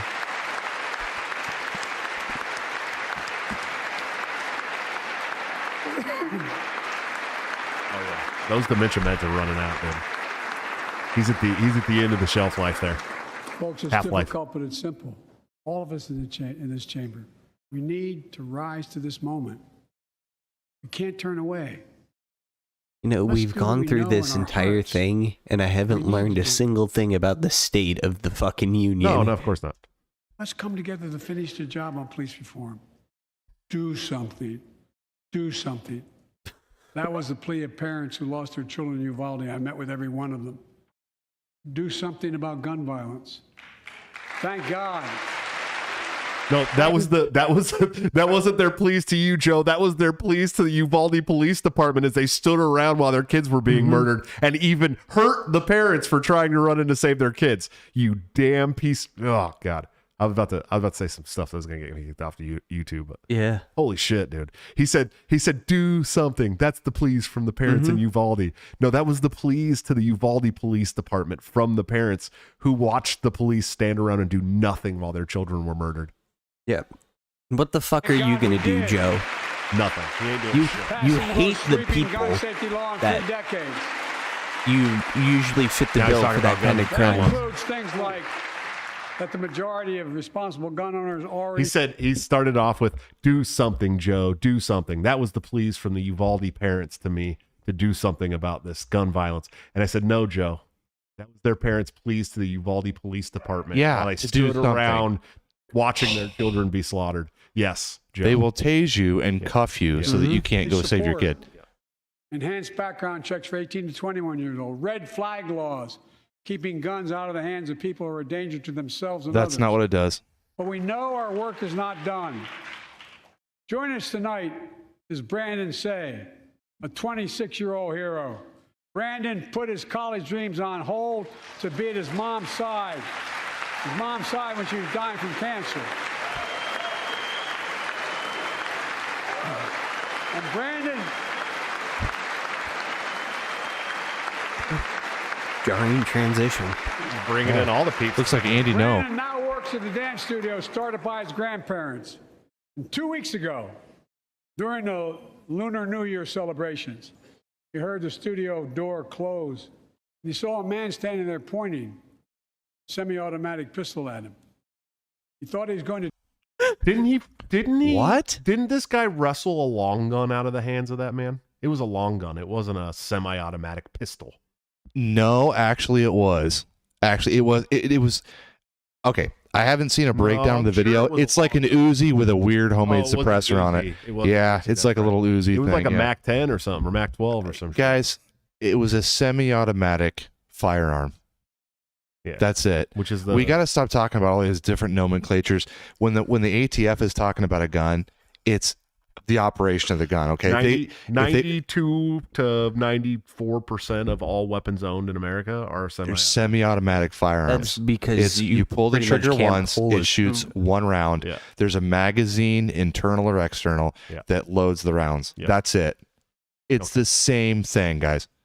And it's mostly because you can't buy fully automatic ones. No, and they'll never can't. ban handguns. You have to get a tag for them. They're never going to ban handguns because those are used in the majority of crimes, Right. and those are used in a majority of self-defense situations. Right. It's a common use item. Yeah. ARs are. We have a ton of ARs, but it's a less owned weapon than a And handgun. you couldn't. Like, Oh. functionally, you couldn't get away with that. What do you mean? Like, banning handguns. They You can't couldn't get away with away. banning any of it. No. Yeah. It's all a dog and pony show. Mm-hmm. They can't. They have to enforce what they say. Yeah. We got. They We got to can't finish. enforce it. Brady Burleson, thanks for the $5 super chat. Hello to you too. But he thought about the people inside. And in that instant, he found the courage to act and wrestled a semi-automatic pistol away from the gunman who had already killed 11 people in another dance studio. 11. He saved lives. It's time we do the same. Ban assault weapons now. Ban them now. So an assault weapon isn't actually a That's it, thing. bro. Look, I paused it on Massey. Good. There you go. And Boobert. But look at Boobert. Listen. He's Disarm everyone. That's what Joe Biden's saying. right now. There's mass shooters. There's criminals with guns that don't follow laws. So let's disarm every single person in the country. Yeah. Because that'll work. He's telling you right now. He just laid out an entire socialist agenda and is ending it with let's ban your Ban weapons. assault. Thank And you by all. assault weapons, he And means AR-15 semi-automatic rifles. He implied, like, oh, that guy had a semi-automatic pistol. Ban assault weapons. That implies that all semi-automatic pistols are assault weapons. Yeah, the guy didn't have an assault weapon, guys. The guy had a pistol. If you want to look at the nomenclature from the ATF, the guy had a pistol. So what Joe Biden just said, he said, yeah, this guy used a semi-automatic pistol to carry out this crime. Ban assault weapons, which does not include the semi-automatic pistol. No. Here's the thing. There's no such thing as an assault weapon, thing as regardless. assault But we in the gun 2A culture, when you hear a politician say assault weapon, they mean AR-15 rifle. They don't want to say that though, right? Because they can't fucking ban it. Right. They mean guns that look scary. Yeah, they mean whatever an assault weapon is, an amorphous blob of a term that you can mean to fit anything. Yes. I led the fight to do that in 1994. Oh, here you go. Yeah, your assault weapon that sunsetted and didn't stop shit. Was law, mass shootings went down after we let it expire. Yeah, not because of that law. Administration, mass shootings tripled. Let's finish the job and ban these assault weapons. And let's also come together on immigration. Make it a bipartisan issue once again. Whether it's here or abroad. Yep. It's weird that, like, the theme is, let's finish the job. Personnel working to Like, secure the border. the fucking Arresting job of the 8,000 human stability. smugglers. Listen. Seizing over 20. Listen. Did you hear what he just said? No. Hey, shut up. He's talking about the border, dude. He's saying we're trying to secure the border. The Democrat president that everyone hated Trump for is talking about the secured border. Yep. 53,000 pounds of fentanyl in just the last several months. Drug war. Drugs have won that war a long time ago. Plan last month. Unlawful migration from Cuba, Haiti, Nicaragua, and Venezuela has come down 97% as a consequence of that. But American border problems won't be fixed until Congress acts. If we don't pass I don't know what's going on with this. Yeah, audio went weird for a minute. Okay, I thought that was just me. At least pass my plan to provide the equipment and officers to secure the border. Look at Ted Cruz. Look at Ted Cruz. He's like, do you guys believe this bullshit? For dreamers, those on temporary status, farm workers, essential workers. Here in the people's house, it's our duty to protect all the people's rights and freedoms. Congress must restore the right. And wow. He says that 2 minutes after ban assault weapons. Yeah. Congress must restore the right that was taken away in Roe v. Wade and protect Roe v. Wade. There was never a right taken away. No. Zero rights. Jesus. Give every woman a consular right. Yeah, they flipped it back to the states to decide. Man, these people love baby murder. Look at them cheer about it. They're cheering for it. Yeah. Well, already more than a dozen states are enforcing extreme abortion bans. Make no mistake about it. If Congress passes a national ban, I will veto it. He's telling you he'll veto everything that your representatives will bring forward that he doesn't like. Correct. He will veto. That's ridiculous, dude. He's saying, I will be a dictator and you will deal with it. Yep. He's saying, I'm not running for president again. I sure hope so. I think that's what he's saying. Yep. I'm a lame duck. I'll do whatever you want. I'm a puppet. It's also passed the Bipartisan Equality Act to ensure LGBT Americans, especially transgender young people. Oh my God. Our strength. Yeah, that one's gonna fucking collapse on you. Our strength is not just the example of our power, but the power of our example. Let's remember the world's watching. I spoke from this chamber 1 year ago, just days after Vladimir Putin. I would say only about 41% of the world is watching. Murderous assault, evoking images of death and destruction Europe suffered in World War II. Putin's invasion has been a test. Here we go. For the ages. Test for America. Test for the world. Would we stand for the most basic of principles? Would we stand for sovereignty? Would we stand for the right of people to live free of tyranny? Would we stand for the defense This of is so democracy? meta right now. For such defense matters to us because it keeps peace and prevents open season on would-be aggressors and threatens our prosperity. Wow. I mean, 2 minutes ago. Russia threatens our prosperity. We know the answer. Yes, we would, and we did. We did. Oh my God. And together, we did what America always does at our best. We led. We united NATO. We built a global coalition. We stood against Putin's aggression. We stood with the Ukrainian people. Tonight, we're once again joined by Ukrainian's ambassador to the United States.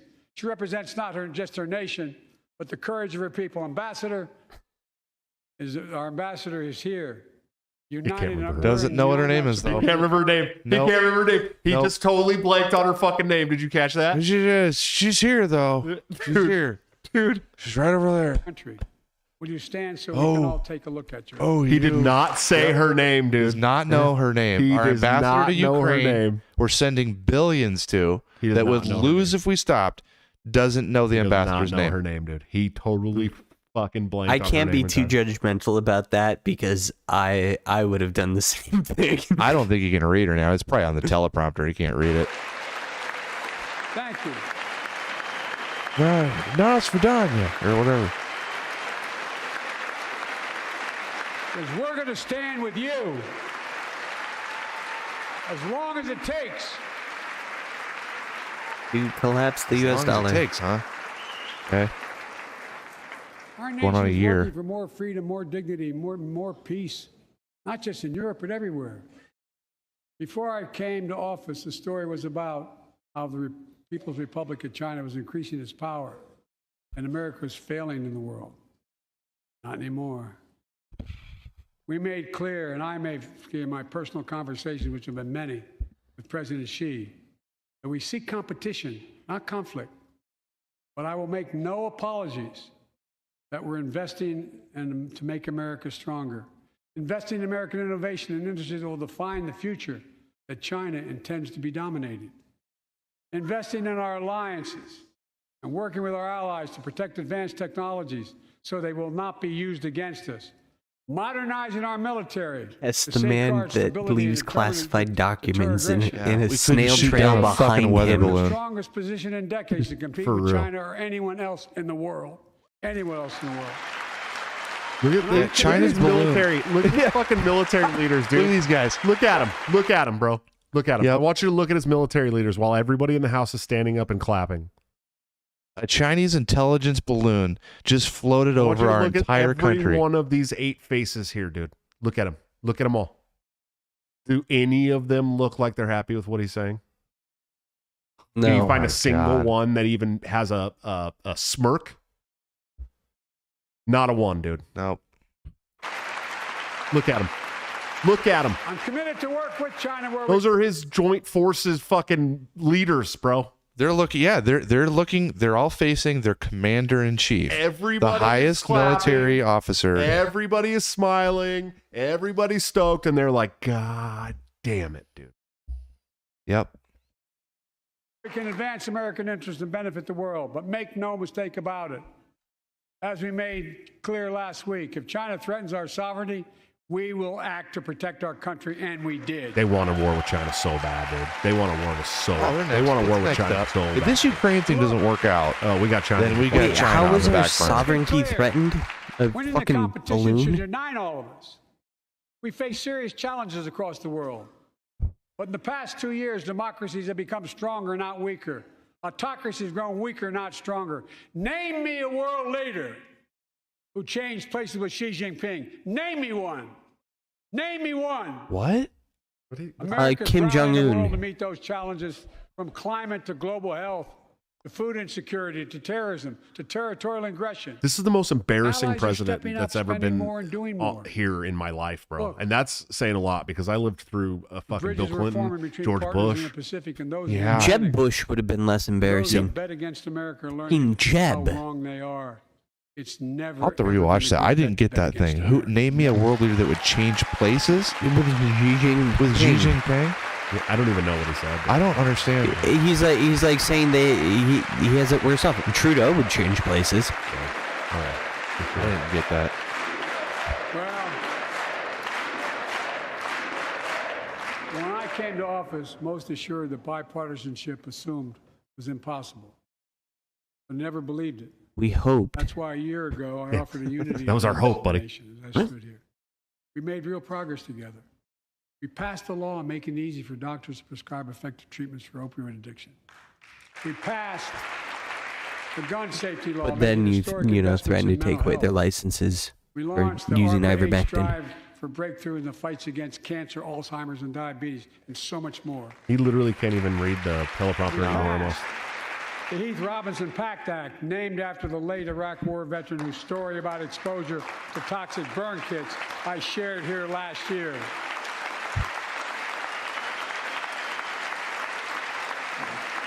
Both sides got Toxic burn kids, it said there on the. Yeah. that. Because he said kits. He didn't say I understand pits. something about those burn pits, but there's so much more Burn to do. pits. I understand something about We those can do it burn together. pits. Joining us tonight is a father named Doug from Newton, New Hampshire. All right. Yeah. That's about all I can tolerate. Dude. Jeez. I can't do it. Oh, Colin, hold on. He couldn't even say his last name. Did you catch No. that? Doug. Father named Doug.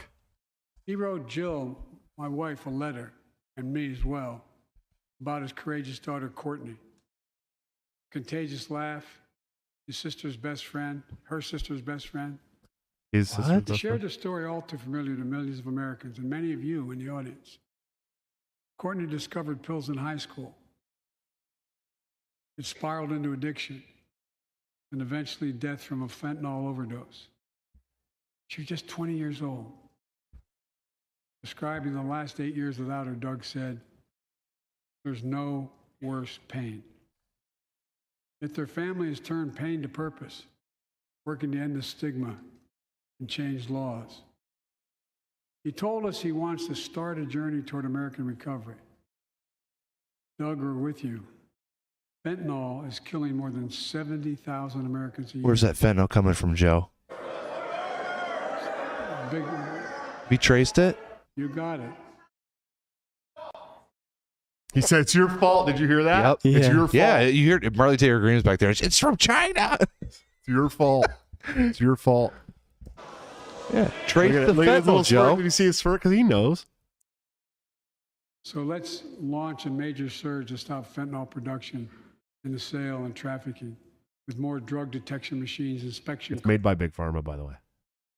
Oh yeah. By No, Big but Pharma. I'm saying Yeah. the fentanyl that's used in drugs Yeah. to lace drugs that's coming from the southern border. Right. That's coming from China. Yeah. Those are labs in course. China. Mexico doesn't make that much No, fentanyl. fuck They no. do. They make it there too, but They can't make it like that. they can't make it like China can. No. No. And China No. wants us dead, bro. Yeah. They kill 200 of us a day with fentanyl. Yeah. Oh, That's an act of war. That's an act of war. Yeah. And they're happy I mean, about it. I mean, it was the British that did that to them with opioid. Oh, yeah, dude. They got the Yeah, the opium war. Yeah. Yeah, opium, yeah. Cargo, stop pills and powder at the border. That's implying it's from Mexico. Working with couriers like FedEx to inspect more packages for drugs. They want to inspect your mail? To crack down on Yeah. fentanyl They want to trafficking. inspect your packages. Second, let's do more on mental health, especially for Sounds our good. children. When millions of young people are struggling with bullying, violence, trauma, we give them greater access to mental health care at their schools. Oh my. We must No. finally hold social media. Yeah, they want psychologists at your children's school to fuck with their heads, bro, for sure. No doubt. They've always wanted that. The government has always wanted that, dude. It's not even a new thing. Especially, well, it's a more terrifying thing now Yeah. because They you can will affirm essentially your lose your children. license if you don't do gender affirming care. Right, exactly. companies accountable for experimenting or running children for profit. There's time to pass bipartisan legislation to stop big tech from collecting Accountable personal for data on using our or running kids. children What? for profit. Teenagers online. Ban targeted advertising to children and impose stricter limits on the personal data that companies collect on all of us. Third, let's do more to keep this nation's one truly sacred obligation: equip those we send into harm's way and care for them and their families when they come home.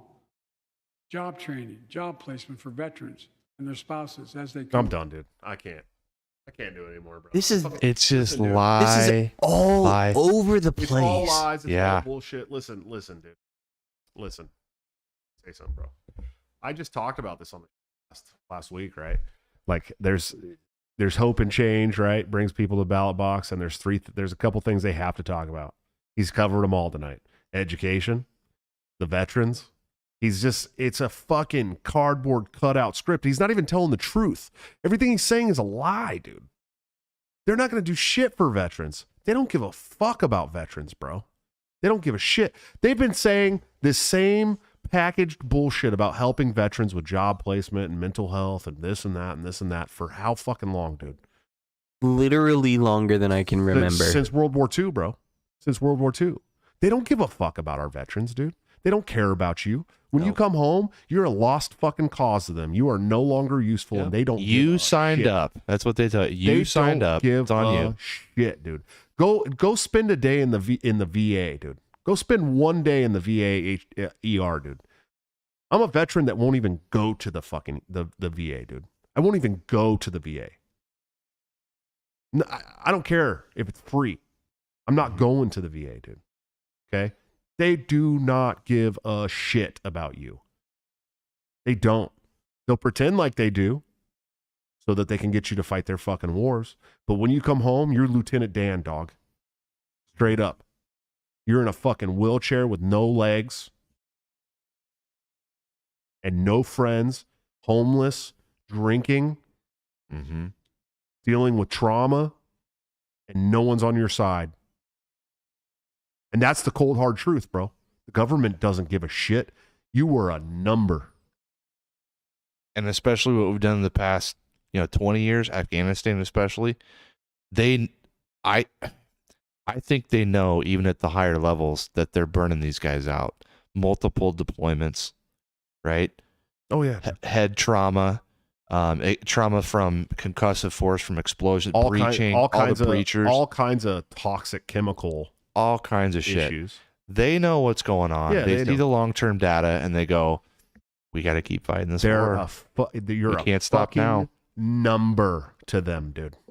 That's it. You are no more and no less than a number. Yep. That's it.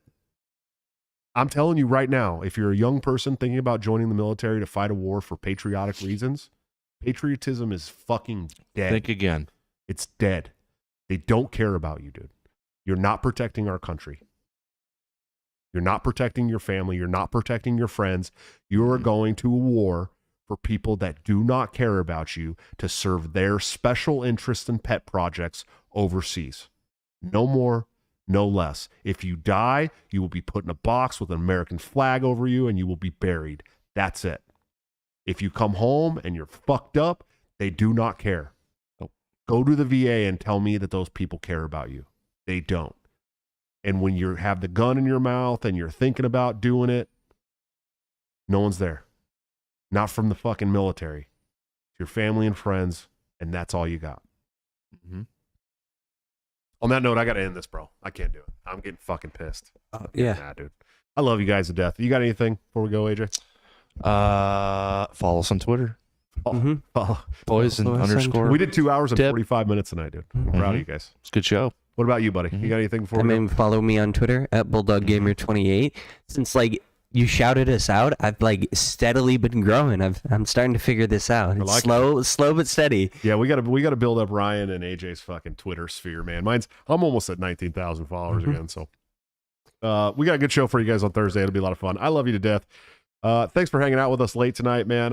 I really do appreciate it. Thanks for letting me explain my side of the resignation from the LNC, and then sticking around to make fun of Joe Biden for a while, because that's always fun. But it just pissed me off, dude, really. It just made me mad. It's infuriating. I need a drink. Yeah. I love you guys to death. I'll see you on Thursday for all new show. Oh, shit. You know what? I forgot. Also, go check out Anthem Planning if you guys get a chance. I moved them to the end of the show, and we've just gone so long that I forgot. Anthem Planning is executive producer of the show. They're doing a wonderful job that the government has historically sucked at, much cheaper and much more efficiently. If you own a business, go check out Anthem Planning today. They can help you, I promise. I'm going to be rotating them and Peacock Coffee back and forth to the front and back for a while too. So I will see you guys on Thursday for an all new show. But until then, don't forget to break the cycle.